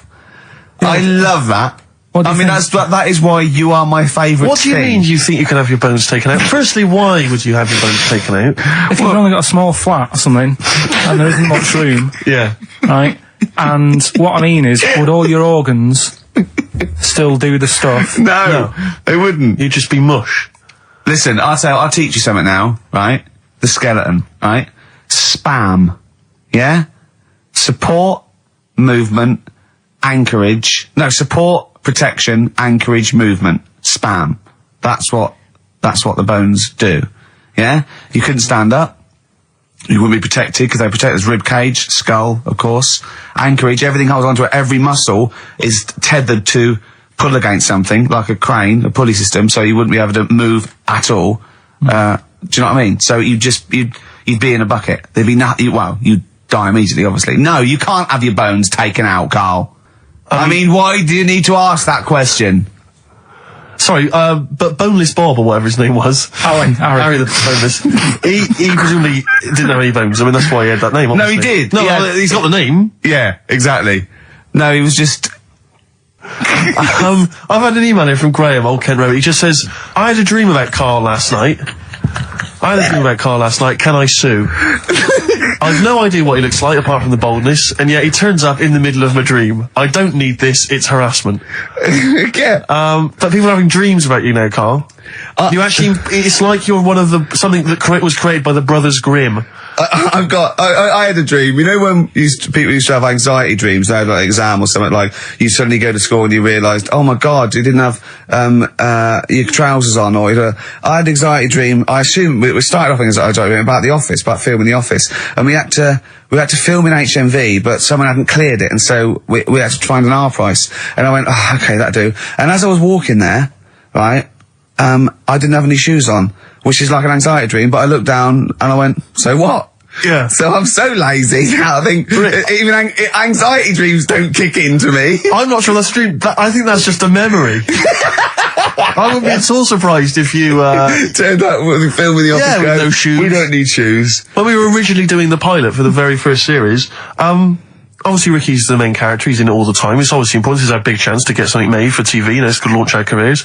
And I turn up on the Monday, he's twisted his ankle. He has to be wheeled around in a wheelchair, because he went out jogging, stepped on a tin can in the street, and fell over. Who left that there? Like a 40-year-old man with brittle bone disease, he just twisted his ankle and he was out of action. It was pathetic. Yeah, that was the pilot. Absolutely pathetic. But I still turned up, Karl. That's the sort of trooper I am. Well, yeah, but you moaned the whole week. Wait. Well, I didn't have to go around in a wheelchair, did I? It's not pleasant, you know, but in a weird way, it taught me all the problems. Do you have anxiety dreams, Karl? Do you ever lie awake worrying about stuff? Because I have a lot going on in my head. Yeah. I don't have that. What do you do, rent it out to people? Is it two monkeys swinging in a tie at the moment? Yeah. I just don't have that many dreams. No. I love that. I love the fact you don't have that many dreams. Well, you haven't had a decent night's sleep since you were 14, according to you. 12. Really? Yeah, so I know what you meant. I know what you mean though now, when sometimes you're so tired, because I'd forgotten that. You're so tired and you think, well, I'm so glad I don't have to go out tonight. I'm going to go and just lay on the couch and then go to bed. Yeah. Have you had one, Steve? Have you? Anxiety dreams, I do have them periodically, yeah. It used to be a lot of, you know, things like running to get to school in time, but, you know, suddenly your feet are running in treacle and you can hear the school bell and you I haven't had them for years. I just haven't had an anxiety dream for years and years and years. Don't know. I just don't care. No, well, no, you just genuinely don't care about anything. This is the problem. You've just got to a point now where nothing bothers you, really. It's like you're just too lazy and disinterested in anything. This show, your career, my career, Karl. No, I'll never give up on Karl. So, Karl, so this little Harry the Boneless, what was your point? Was that really your point? You wondered if you could live without bones? Yeah, I saw the little fella on this programme. And the presenter? Yeah, and he was a small fella and he was talking about Harry the Boneless. And I thought, you know, that's interesting little bit of science stuff. Yeah. Yeah. Well, yeah, that's about it on him, really.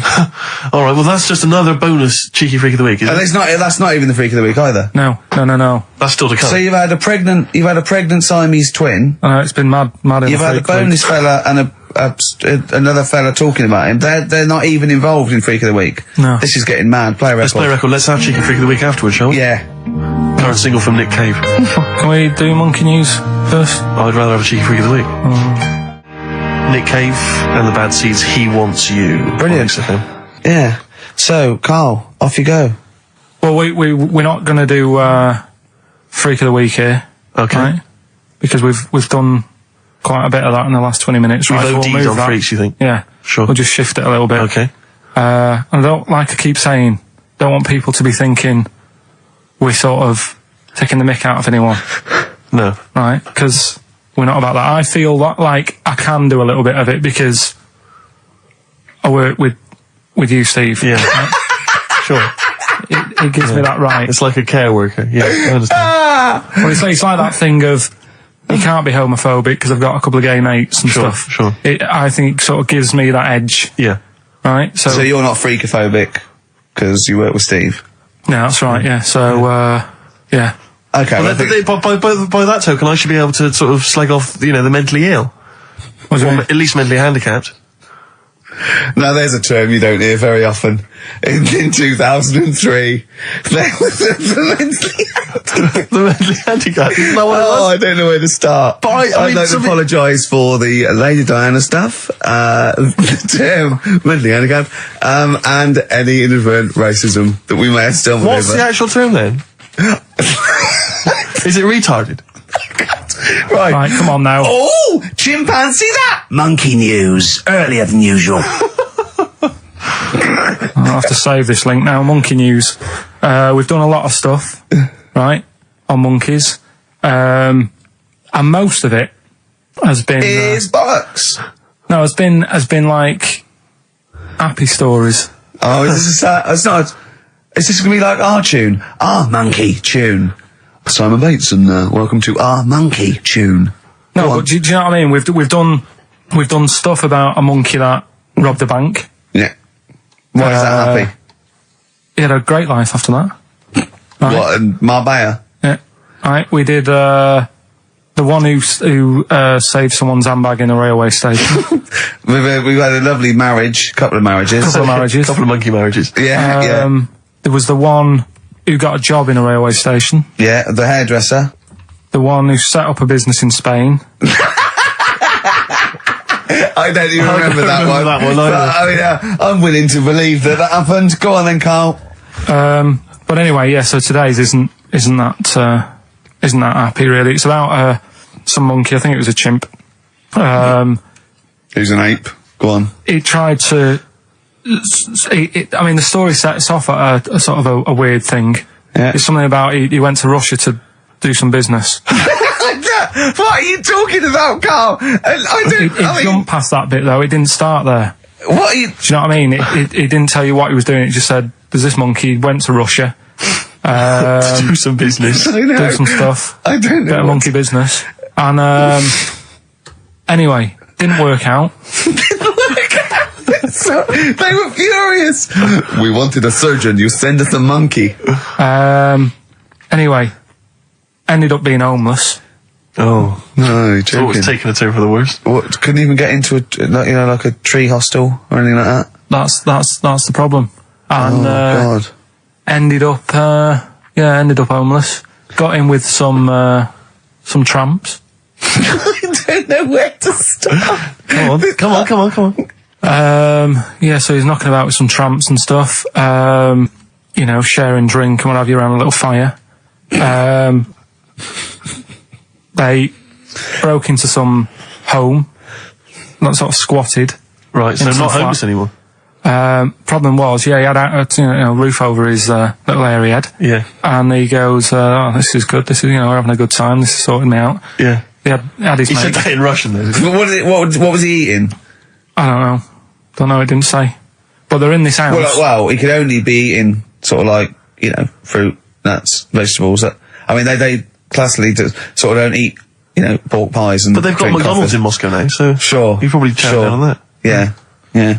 Anyway, there was a bust. What? There was a bust in the flat that they were squatting in. All the other tramps sort of knew what was going on, legged it, left little chimps out there, got arrested. And they thought it was a real fella at first. They were like, "Get him, he's obviously just a scruffy bloke who hasn't had a shave and stuff." Yeah. Hasn't shaved his back for a while. Or his face. Yeah. His head. Got him down the station, and the boss was like, "What's going on here? We've got a monkey here." He was like, "What?" So you arrested a monkey.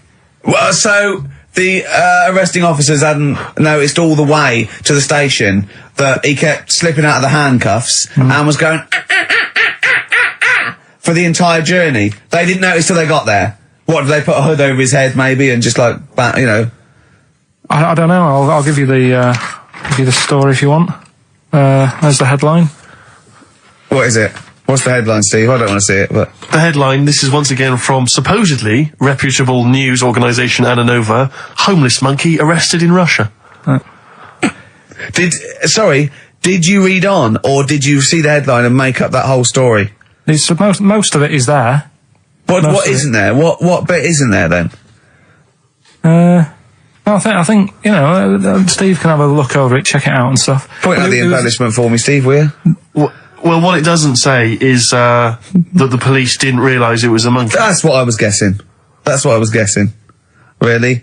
That they got it back and said, "What are you doing? We've got a monkey here." And they go, Yeah. Oh, God. There's some more monkey problems in the week. Have you seen the Alfords advert with monkeys in? No. There's a new advert out for Alfords selling bikes and stuff. Yeah. It's got some monkeys in it. It's caused an uproar. Why? People are saying it's, dressing them up in tracksuits and that is, Taking the mickey out of Manchester. it's not nice for the animals and that. So there's been loads of But complaints they get a about free it. bike or something, do they, I imagine? I think they kept the tracksuits. Yeah. But, Shall I that's record the after thing, this though. cheeky freak of the week? No, I'm just saying we're not doing this to sort of, again, take the mickey out of the animals and stuff. These are true stories and that. But yeah, coming next, Freak of the Week. Kings of Leon, Red Morning Light on XFM 104.9. I'm Ricky Gervais, with me, Steve Merchant and little Karl Pilkington. Getting excited because it's a special time of the week where we get to talk about a cheeky freak of the week. Well, just get Rockbusters out of the way, right? Because I've got to put these prizes in the post bag now, so I'm shooting off. Yeah, because you got to go early. So I don't know how you do your job. You went to Manchester, you went to Madeira, you had a day off because your trousers were wet and you had a cold, and now you're shooting down to Cornwall. You're leaving early. How do you get your work done? And you've got one job. Me and Steve have got loads of things to do. I'm having fast let me work. Like I said, the prize is ready and packed up. Here. No one's being affected by me shooting off early. Right? Okay. So, Rockbusters answers, got to get them out of the way a bit earlier. Right? So, here they are. First one. He's got American coins all the way down his spine. Yeah. Why would that be? Right? Initial was N. Nickelback. I got all these. I got all these this week. Right. Second one, Jeremy Beadle has got arthritis. What's going on there? Stiff little fingers. SLF, stiff little fingers. Yeah. And the third one, Foxy Shipman, and No, and a country and western singer, you said. Now, what's the initial? SD. Yeah, so Spin Doctors. Yeah, I got that. And then I said to you, why is it a country and western singer? And you said Dr. Hook. Why is it Dr. Hook? Why does that give anyone the clue Dr. Hook? A country and western singer. It's just what was in my mind when I thought. Well, there we are. There you go. So it was change this to Rockbusters, or what am I thinking? You could have had Dre. What's in my mind? You could have had And the Medics. All right? Just think it through. Who's the winner? The winner, very lucky, Sandra Cassidy of Leon C. She gets all those great prizes. You know, we've actually had people emailing in saying, this is the worst Rockbusters ever, because it was too easy, it was boring. Oh. This is just, don't shoot the messenger. Oh, Other dear. people saying, it really has run its course. Some people genuinely agree with Ricky. Oh, Karl, this must hurt, mate. Stinging attacks on you. Some people just slagging you off generally, saying that Oh, you God. whinge all the time. It looks and like stuff Steve was right when he sort of like poo-poos your ideas. So when he wheezed on your bonfire. someone else, I swear to God, someone else emailed in and said, don't bother sending me the prizes, take them to a charity shop, or pawn them, give me the money, I'd rather have it. So I don't know what to say, Karl. I just wonder if it really has run its course now. All right. Well, we'll see what you come up with next week. Then. Let's see what you do. Let's see what you come in with. Sure. Oh, yeah. At 5-1. I'm guessing you'll be popping in with another hip hop track full of effing and jeffing. Well, again, no, I won't bring it into you. I'll do it myself at home. 'Cause obviously that makes it easier. Obviously you can't cope. Oh, dear. Are you actually going to be here next week, or are you still going to be in Cornwall? No, you see there again. I'll be back in time. And in the week when I go to Cornwall to see the Monkey World. Yeah, you're 2 that days still past the work. Monkey World. That still work. Yeah. Still work? What? What, you're going to interview some of the monkeys? I Get some love stories? that. I love that. You were going, could a monkey live without bones? And so I'm going, Karl, shut please, just look at the monkeys and eat your ice cream. And that's work, is it? Right. Right, are we having Cheeky Freak of the Week? Do you want to do it? What time have you got to shoot off? Could do with shooting off sort of soonish, Okay. to be honest. This is not radio. Have you ever heard that on a radio show? Chris Tarrant going, I can't shoot off right now. I couldn't get a later train. I know! Why did you get a later train? There isn't a later train. So I couldn't get to Cornwall tonight if I had to. If I had to finish this show, I couldn't possibly get to Cornwall. Rubbish. Of course there's a later train. Oh, I've booked it now anyway.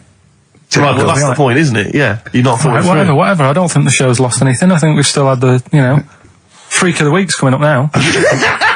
Oh, cheeky Freak of the Week. Right, well, we've had some interesting things we've been looking at. This week, it's about the strangest couple that ever got married.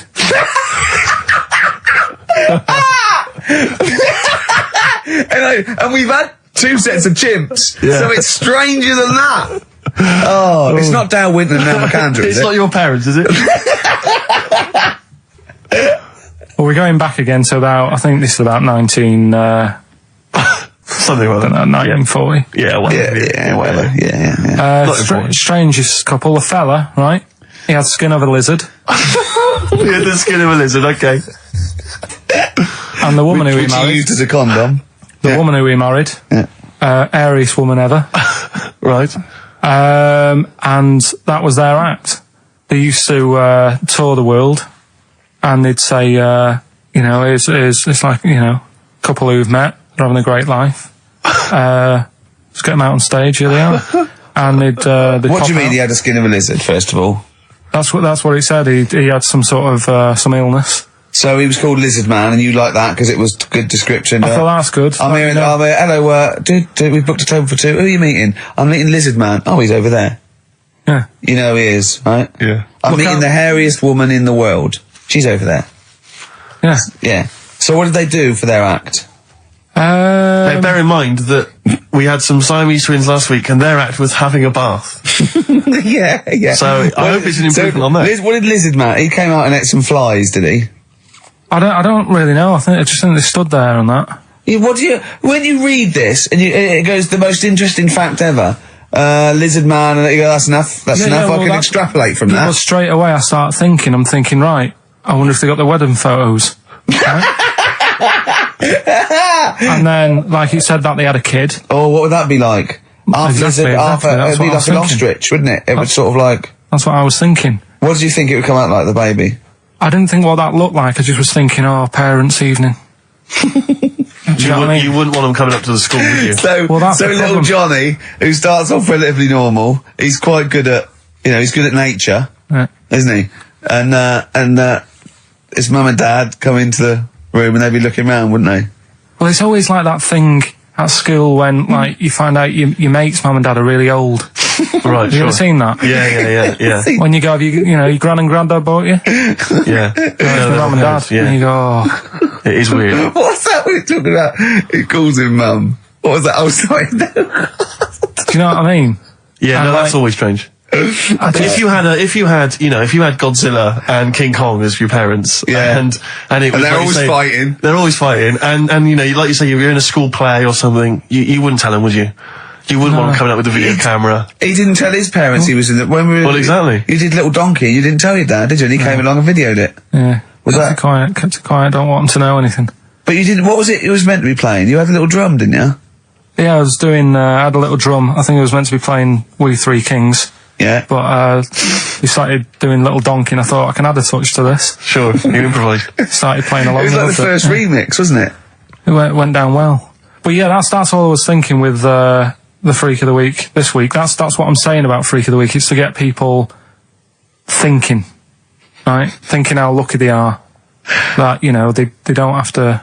Comb their face. What are you talking about? What do you mean? Freak of the Week is to let people know how lucky they are. Just... What about the little freak you're talking about? What are they thinking? They're going, oh, he's talking about me. I'm a little hairy lizard man on a stick. Pop in, give us a call. I thought, that's what I'd like to do on a TV programme. That's what I want to do. I want to go and, meet these people and say, right, let's just go shopping. Let's, we'll film what your normal day's like. Yeah. Let's pop out. Nip into Sainsbury's or whatever. Yeah. Buy a comb. Park right up close to it. You know what I mean? Yeah. So what you're saying is you just want to get a little message out there, which is that there's always someone worse off than you. Well, there's proof of that in this room. You know what I mean? Oh, Carl, when's your train? In a minute, I'm going to get going now. I'll see you later. Thanks, Karl. Brilliant. What are you playing? You can play a song? Kirsty McCall. Yeah. I'll see you later. Kirsty McCall, New England. Karl Pilkington has left the building. He's rushed away. He's on his way down to Cornwall. And we're left by ourselves. Indeed. In the room. See, if we can do this... If we can press all the buttons and not make any mistakes, strictly speaking, there's no need for Karl. I don't mind if we make mistakes. Well, no, exactly. We never were in the old days, did No, we? sure. I think Karl is going to love Cornwall. Because I think, one, the mayor is probably an animal. Yes. And I imagine the townsfolk think like Karl. Yeah. Do you know what I mean? I imagine he'll stay there. He'll be made king. Have you ever seen Return of the Jedi? In Return of the Jedi, the Ewoks, the little furry creatures, they see C-3PO, and because he can talk and he can speak their language, they actually elevate him he's to godlike back. status. What are you doing here? Hooray! He's back. What are you doing? You could have stayed till the end. No, I'll see you later. What are you doing? What are you doing? Right. Right, well there he is. He's on his way. Yeah, if down to you're Cornwall. listening online in Cornwall, I mean, I can't imagine that's ever going to happen.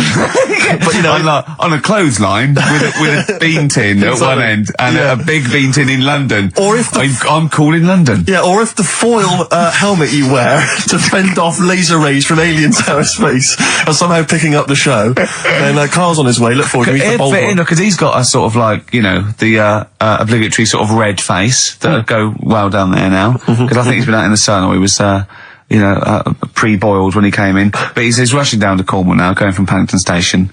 So, you know... If you're in the Paddington Station area, you want to pop down there and sort of wave him off, then do. Yeah. Don't be afraid. That's not a dirty sexual act. Wave him off. Yeah, I'd love to wave him off. And, call in the week as well, carl.pilkington@xfm.co.uk. Send him anything. Just clog up his email. Yeah. I mean, because he gets stressed at work. So if you can send him 3 or 4 emails each over the next week, so he's got to read them all, but disguise them, don't make them look rubbish, so at least he's got to sort of open them and look at them, or, you know, some of them might be correspondence, so he will, it's, you know, just phone his line as well, just ask for XFM, ask Karl, and leave long messages on his voicemail. Yeah. So if you can, just for us, just for me and Steve, remember it is mine and Steve's show. Karl is merely like, you know, the icing on the cake. Yeah. If Karl can come back maybe next Friday or Saturday or Monday, whenever he comes back, to about 250 emails and 200 voicemail messages. If you put down, when it says what's the name of the message, the title of the message, if you put monkey news or monkey information, he'll have to open it then, because he'll be intrigued, even if it's not about monkeys. Yeah. Do that anyway. Yeah. Voicemail messages. Leave them long. I like there's information. Disguise it, so it might be important. Yeah. Just so he has to listen through. I wish I'd give his mobile out, but, you know, that is just too cool. But anyone can get him at XFM, and of course we've given out his email before, so I mean, go mental. There are plenty of ways to torture Karl Pilkington. I mean, we're doing all we can on a Saturday, but we're only 2 people. But we're only 2 men. You know what I mean? So so listen, go berserk. We'll be back next Saturday, and we'll leave with song for the lovers, song for the ladies, whatever. It's a beautiful track. A song for the sunshine. Song for the Sunshine. It's Lily White by Cat Stevens. And we've done it. We don't need Karl. Definitely not. See you next week, Rick. Bye. Lucky Man by The Verve on XFM 104.9. I'm Ricky Gervais with me, Steve Merchant, and Karl Pilkington. Karl, what's the problem with gay Yankees?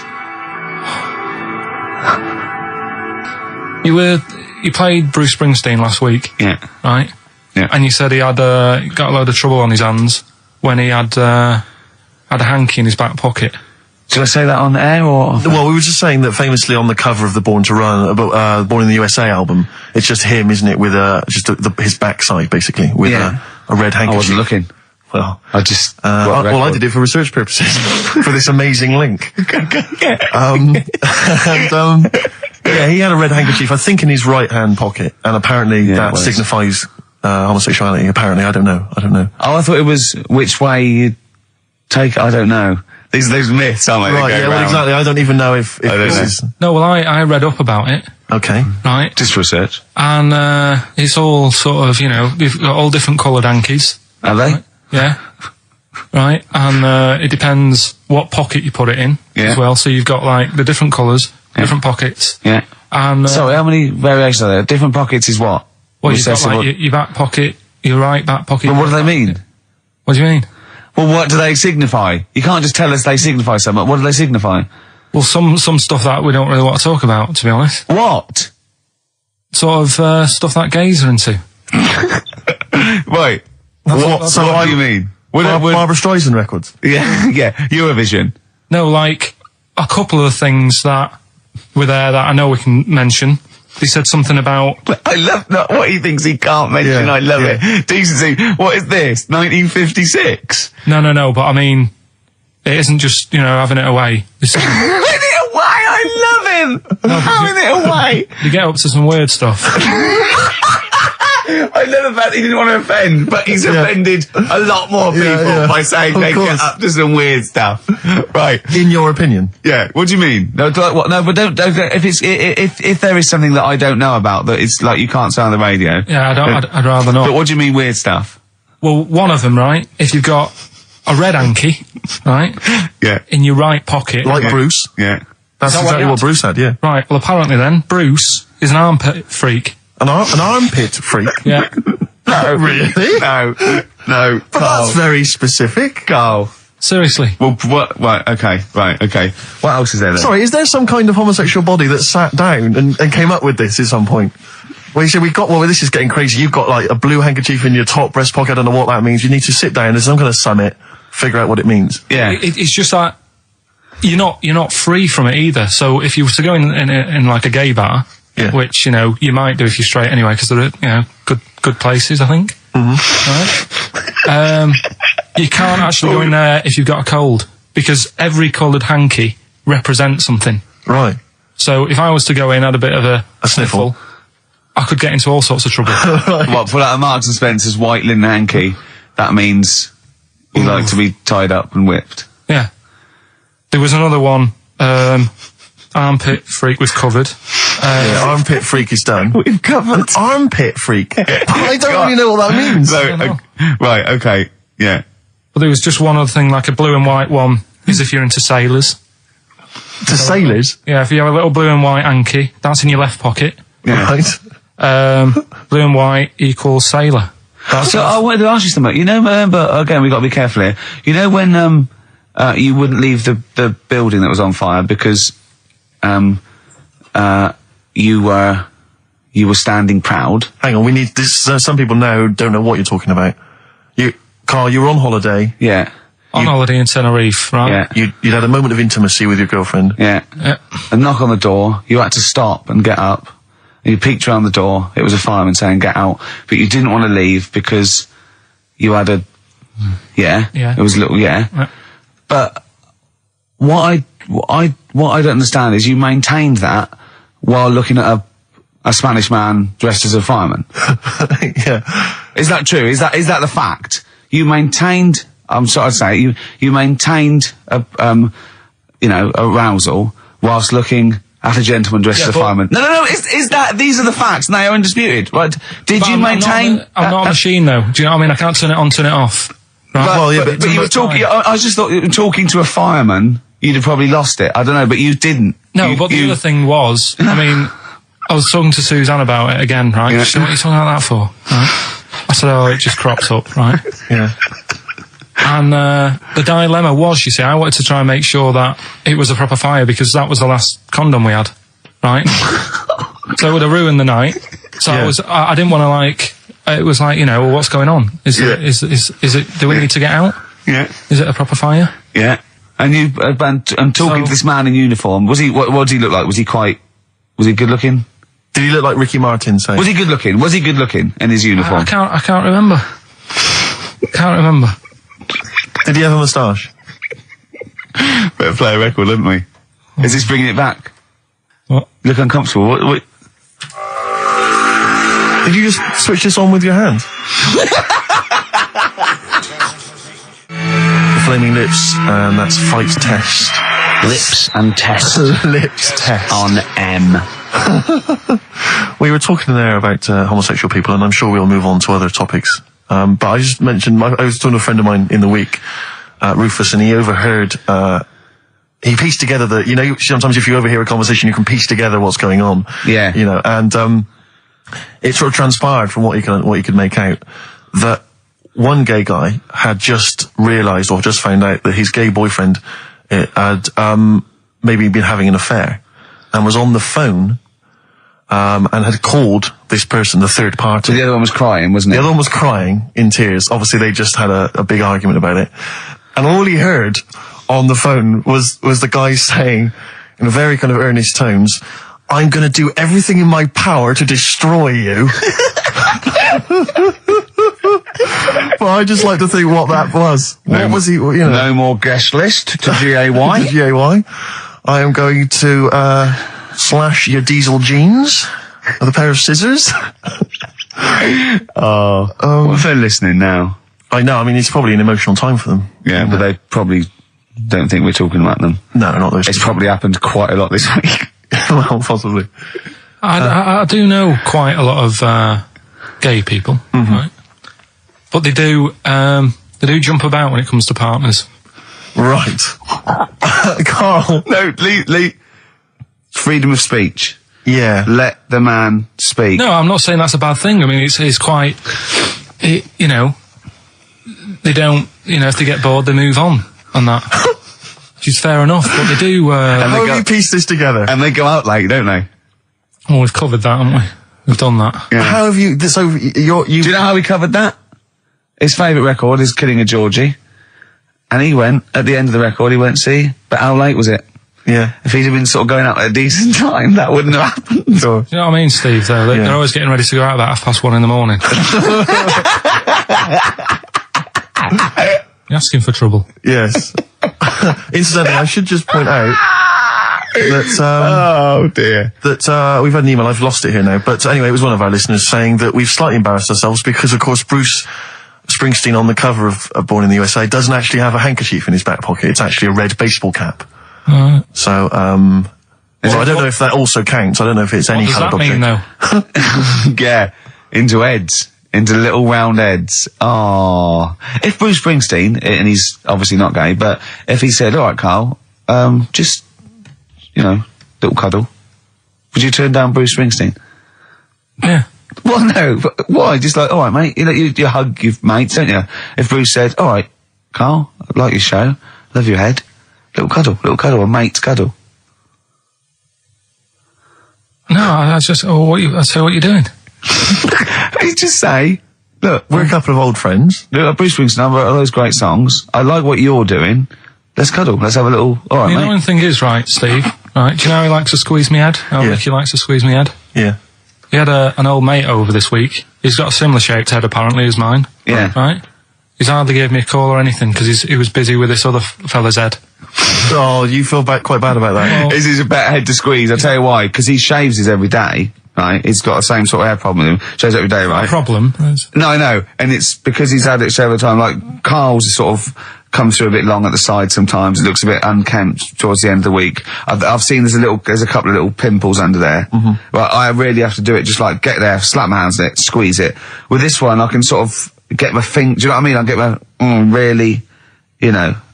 You're like a gay, the way you jump about from head to head. That's my record. You like a gay. Now, this is not really your jurisdiction. This is not really your area, but I imagine you'd have some powerful friends who might have a say in it. Go on. Yeah. What would you do about single-sex marriages? Same-sex marriages? See, this has got this Cameron. I thought Cameron had blown it on Big Brother because they said, you know, what do you think about gay fellas getting married? And he went, no, in the Bible it says, you know, a man and a woman. And I thought, oh, he's put off a lot of... Yeah. I don't really think many Christians tune into Big Brother, but we know the gays love it. Yeah. They love Big Brother, don't they, the gays? Yeah, so interesting. But what would your take be on that? Same-sex marriages?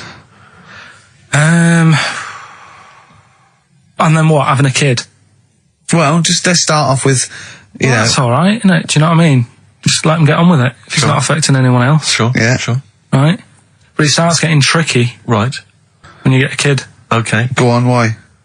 Well, it's just tricky, innit? Do you know what I mean? Well, yeah, you could be right. I'm not giving any... I mean, you know, we're not... There's no right or wrong It's answer. alright if you were if you lived in the jungle, right, with no one else, Yeah. right, and you just had these two fellas, right, Yeah. looking after you, but because you got no one else looking in on that, saying, "Oh, you're a bit weird, aren't you?" Do you know what I mean?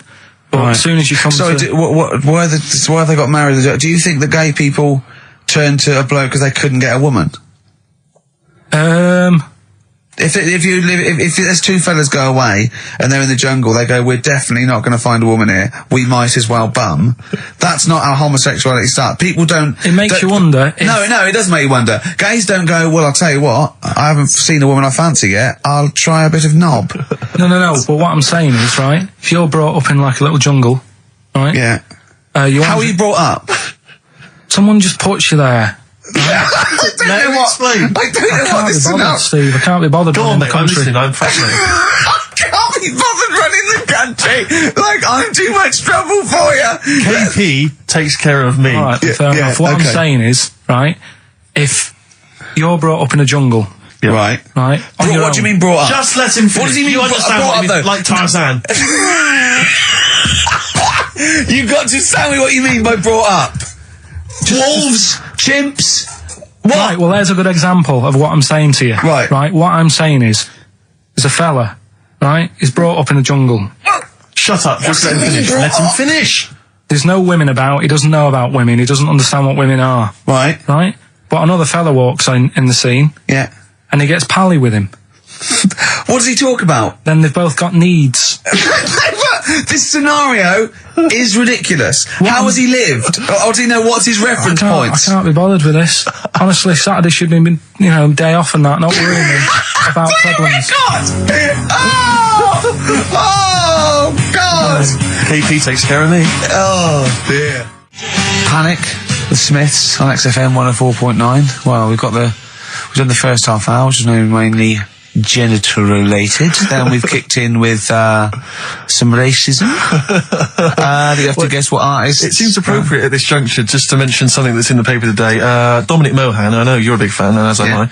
He is just writing about the demise of Radio 1, or as he perceives it, and talking about the Radio 1 breakfast show, and apparently it's lost lots of listeners. And he says, talking of the BBC, it must act swiftly to replace Sarah Cox and look to exciting and inspirational figures like Jonathan Ross, Anne and Dec, Johnny Vaughan, or Ricky Gervais to try and save Radio 1. He's right. I mean, He's has right. he ever heard this show?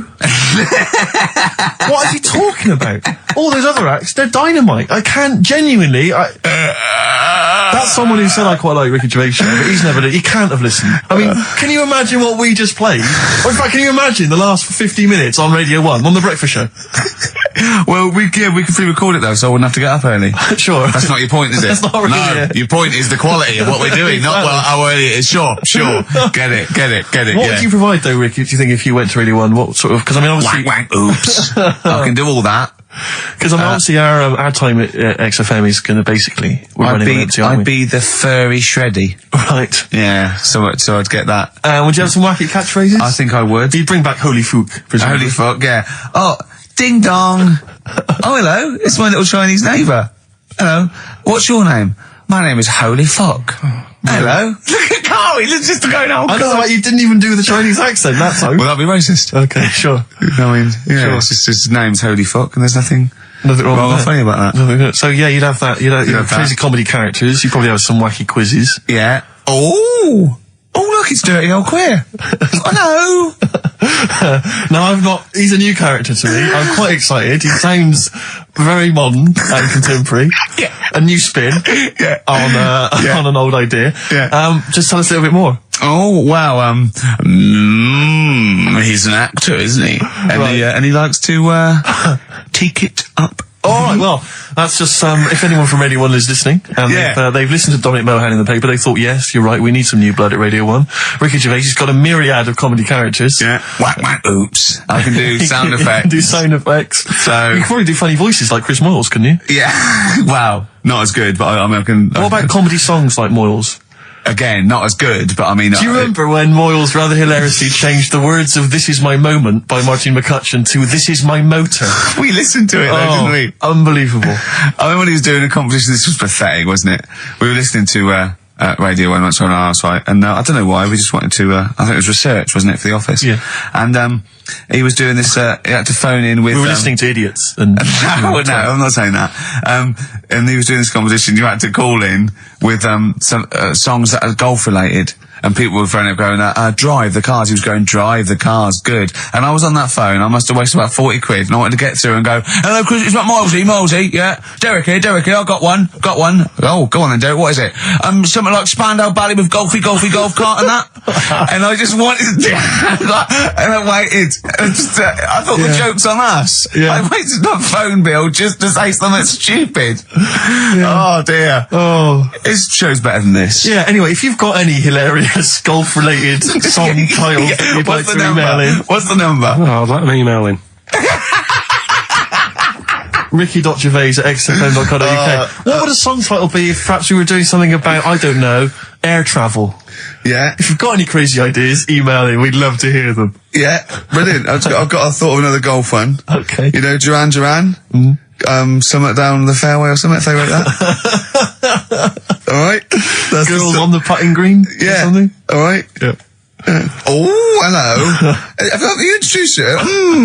My name's Holy Fuck. I'm Dirty Old Queer. I could do all that. Ding dong, whack whack, oops. I was happy the other week, right, when I was going up to Manchester on the train, nice quiet carriage, I'm sat there reading about sharks and that, right? Nice and quiet. And I got annoyed, I texted you, didn't I? Yeah. When two fellas got on. Can we talk about it? Well, yeah, you've started it. Two gay men got on. Go on. Two gay fellas got on. And it wasn't the fact they were gay that bothered me. It was like, each to their own. Let them get, you know what I mean? Let them do what they do. Yeah. And, behind closed doors. But they started talking really loud, right? And they were going on about, that's annoying anyway. That's annoying whether you're straight or gay. Talking to But do you know that theory I have about they go out late? Yeah. Gay people always go out late. Yeah. Yeah. Right. When what time do you go out in the evening? 7:30. If you go out about 7:30, if I'm out of work, I might go out about 8 o'clock or something. Yeah. I guarantee I'll sort of be in bed by about 12:30. Sure.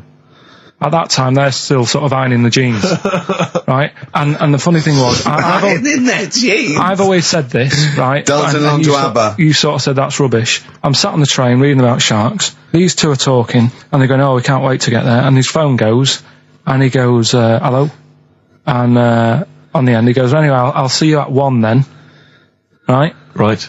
So I thought, well, maybe that's tomorrow. Could be 1 in the afternoon. That's when most people would meet. Yeah. And then he carried on talking. Most people would meet. Carried on talking, and he goes, "Yeah." So anyway, like I say, see you tonight. 1 o'clock is meeting someone.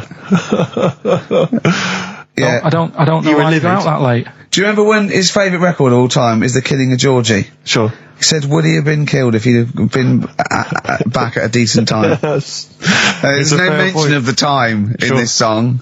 And then the funny bit was, actually, that did make me laugh, right? When he'd finished talking on the phone, he said to his partner, right, "Oh, there you go, let's have a little chat." And the fella said, "Who was that?" And he said, "Oh, it's Dave." He said, "Which one's Dave?" He said, "You know, the one with the shaved head." I thought, in the gay community, that isn't a good description. No. Do you know what I mean? Yeah, I know. They've all got little shaved heads. Before we move on, was the Sharks article interesting? Did you learn anything? It's pretty good. Was it? I'll teach you something about that later. Oh, okay. Is this educating Ricky? It wasn't, but I can teach you a bit. Yeah. Alright. That's good. Play some ads and that. Play some ads and a tune, and then have we got maybe a competition? Yeah. All What right. have we got? We're all looking forward to that. Alright. I just wondering, Rick, what your opinions are, what your thoughts are on Britney Spears. Liked a couple. Bit bored. I think she's panicking a little bit. I think she's a little bit desperate with all this Madonna stuff. Yeah, all the kind of lesbian stuff. I don't know. Yeah, she's all right. I've got nothing against the girl. Well, I think it was in Hot Tickets magazine. Sure. It's free with the Evening Standard. Yeah. I might get some free Evening Standards now. I've plugged that. Yeah. I just reading in there that I don't know if it's still going to happen, but apparently she was going to do a little cheeky appearance at GAY. GAY. In London. And obviously I was quite excited because I'm a Spears fan. Do you know that's what that spells, don't you? GAY. Yeah. Gay. Yeah. Yeah. Well, I think it is a gay club. Oh, sure. This is what I was ascertaining from the article. Oh, because they've said they've called it what it is. Exactly.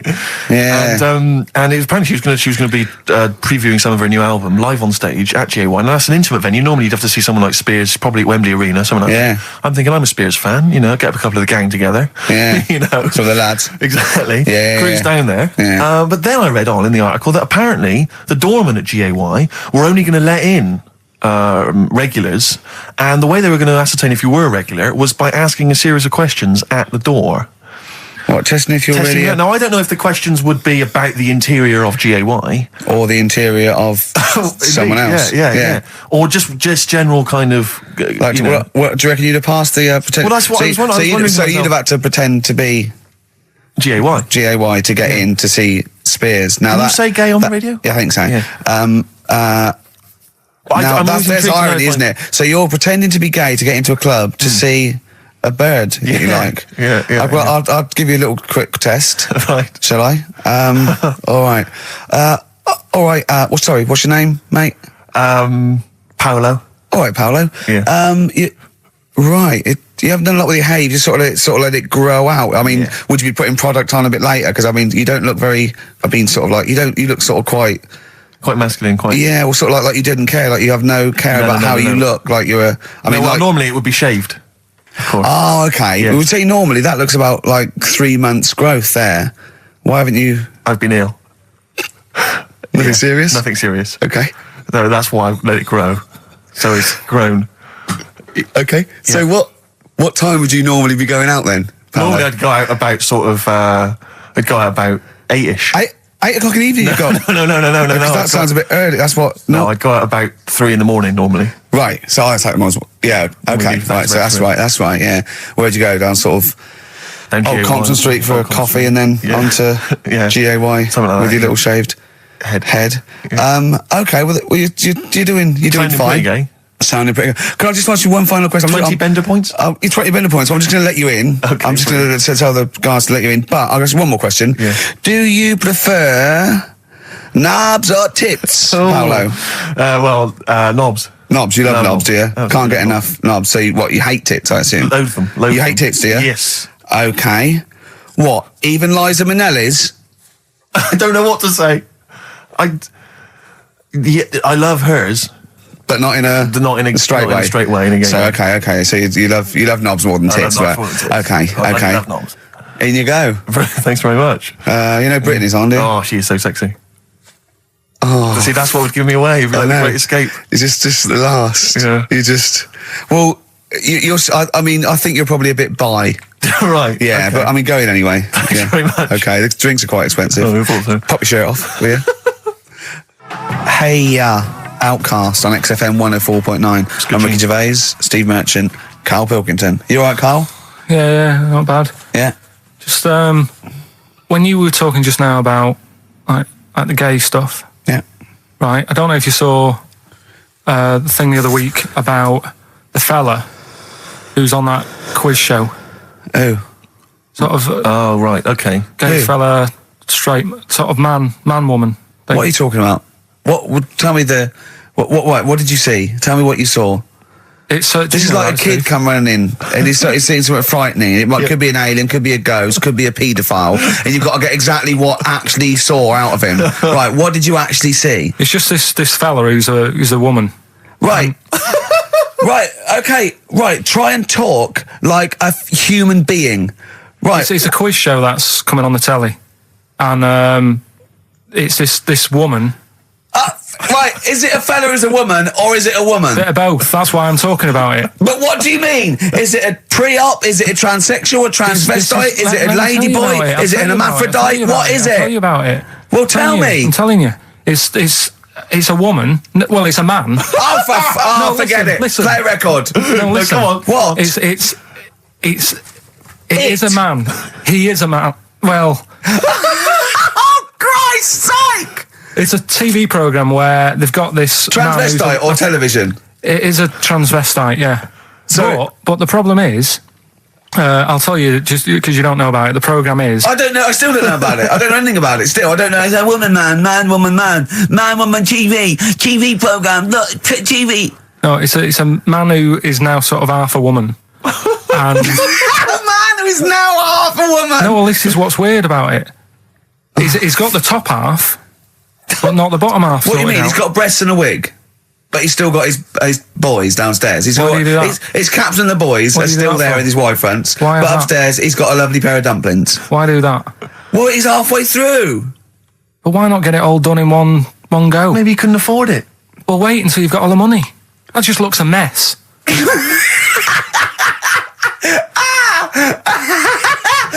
And who's he pleasing there? Well, he wakes up in the morning and pleases himself. He can't believe his luck. He doesn't know where to start.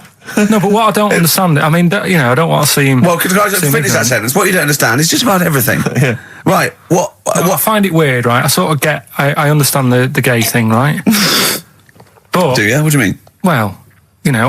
Well, I tell know, me the gay thing. Explain the well, gay I thing. just know if you're a fella, you like men. I don't know much more than that. What do you mean you don't know? But what I mean is, with a transvestite, what's going on there? What do they want? A transvestite is a cross-dresser. See, I don't get that either. Because You mean a transsexual? That's a man who likes to dress in women's clothing.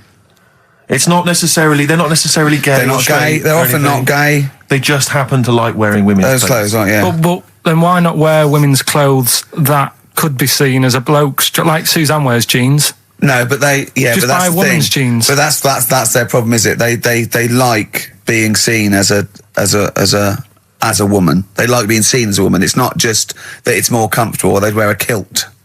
They like being seen as a woman. They feel more comfortable. All right, and what's the deal with this fella who's got... We don't know both? who this fella is. No, we don't know this man who's half a woman. He's called Miriam. Oh, that's helped. yeah. Brilliant. I love this scientific basis. No, I so think- all he's done, he's had the tits done. He's probably had the hormones. Probably lived as a woman for a while. The last step, because you can probably reverse the breasts anyway, because they're probably implants and hormonal things. And whereas you chop your knob and boys off, that's you come back the next day and go, so I didn't mean that. I wanted my ears pierced. It's a bit more of a bigger operation to put them back. So doctors are probably making sure that he's just Surely absolutely... if you've had the top half done, you're not going to go back on what you've said. But no, what's the top half being done? I could get you breast implants, give you a bit of hormonal treatment. Now, that you would be a great idea for next week. and you could reverse it. What you can't do is grow a knob back. Well, you can. Last week you were talking about growing one on your arm. Yeah. We've done that. We can, so that is possible. Listen, Oh, he's perked up. Yeah. Oh, he's back in the area. Well, you got something to say? I was kept quiet in the first hour. I'll let you get on with it now. What you got to say? Is it just have a guess? Is it about monkeys, Chinese people, or little gay fellas? It's about little gay fellas. Is it? Of course it is. Go on. Yeah, but not because I like Sorry, I'm taking just the mick making in a that. tally. Let me just note that down. Yeah.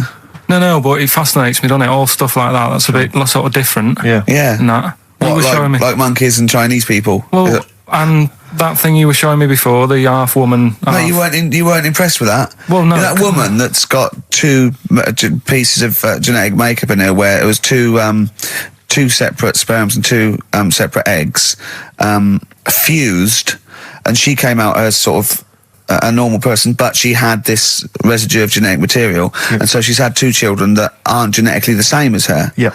Right?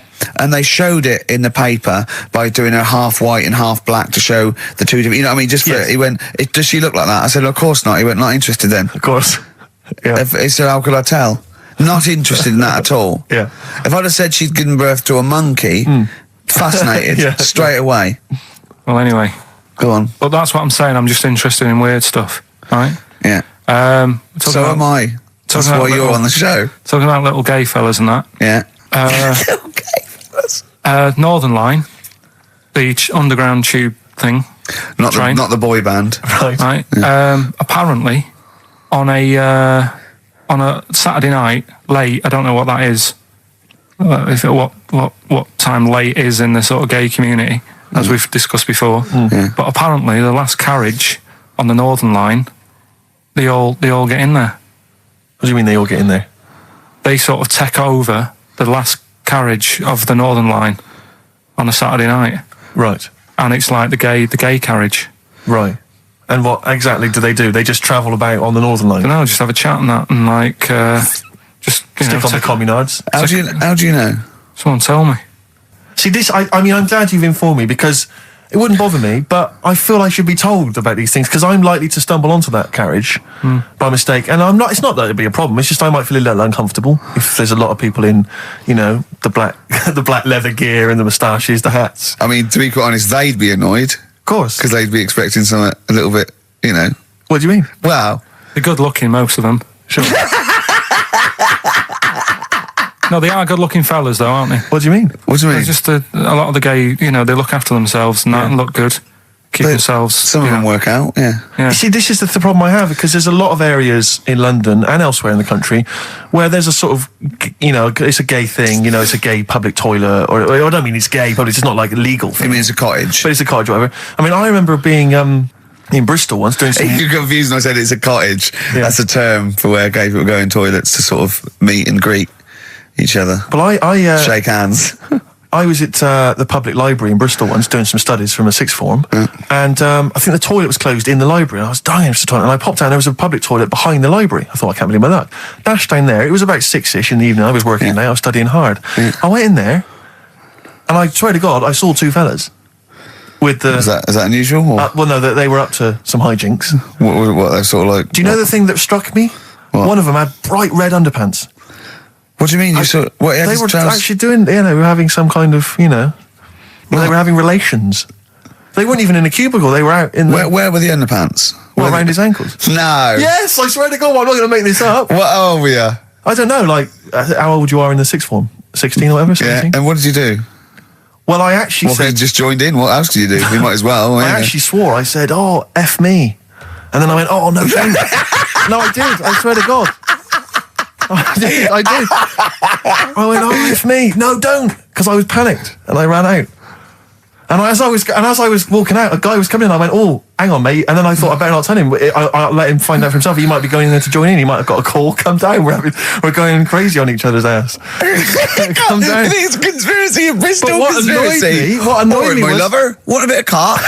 What angered me, Rick, was the fact that I wasn't notified, that there was not... I didn't know there was no sign. And afterwards, I spoke to other people about it, and they said, oh, it's a famous gay haunt.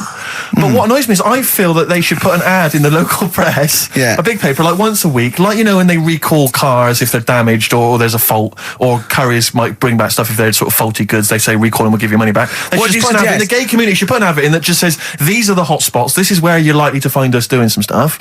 If you're not gay and you might feel uncomfortable, avoid them. And just list them, or little pictures, or, a map or something. Anything, because like the gay tube thing, I don't know. Fun. 1, 2, 3 railway cuttings. Well, not that. It's more of a sort of social awareness thing. Yeah. So people, don't feel uncomfortable But they don't want it exactly to be like sort of walking in under a neon sign. Why? It's legal. yeah, big arrows. Oh, as if. What do you mean? What's wrong with that? Because it's actually a public place. I don't think cottaging is.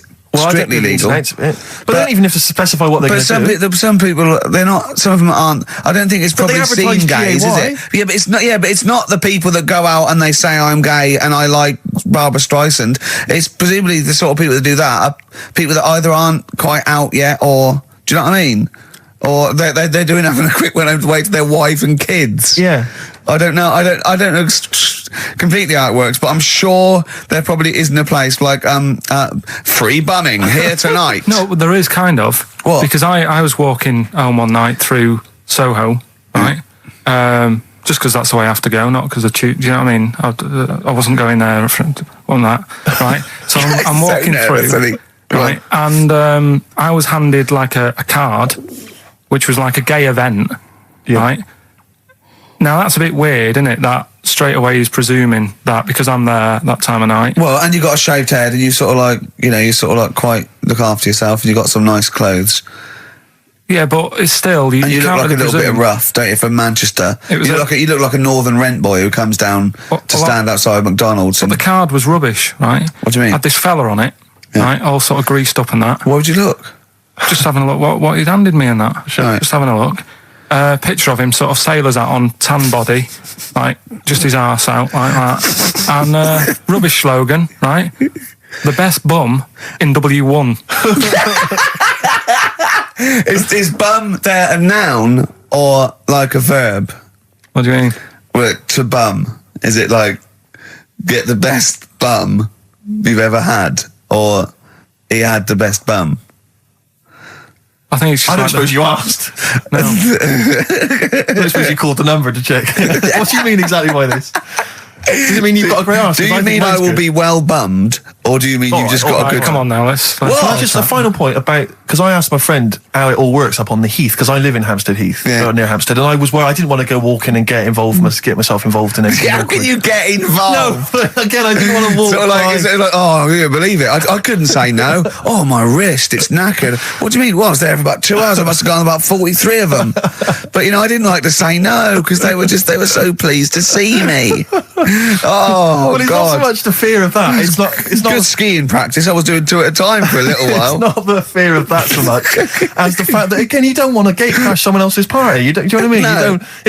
If there was a straight couple having sex, you'd want, oh, I'm sorry, and you'd want to avoid that area. Yeah, you, of course. But I was finding, so someone told me how it works, and apparently you just go in, like, sit on a bench or something, and then a guy just sits on the bench, and they just look at each other. There's not really anything said. It's just a kind of nice evening or whatever. You know, I guess it's like 2 a.m. or whatever, and then they go off in the bushes and ding dong. But it's like, I don't know how that culture's developed. I love this programme now. Why can't that be the case with women? That would be amazing. You just go out to the park at like 1 a.m, you just sit on a bench, you just Be like a scene from Gigi. Exactly. Where it's just walking along with the perambulator. Yeah, exactly. But that would be a joy if there was none of this formality. You've got to talk to them, buy them dinner. Oh, you know, you're joking. Romance. Oh no, just this kind of informal thing. It'd be great. So what would you do then? You go up to a woman and go, "Come on, yeah, let's stop mucking around." We know why we're both sat on this bench. There's a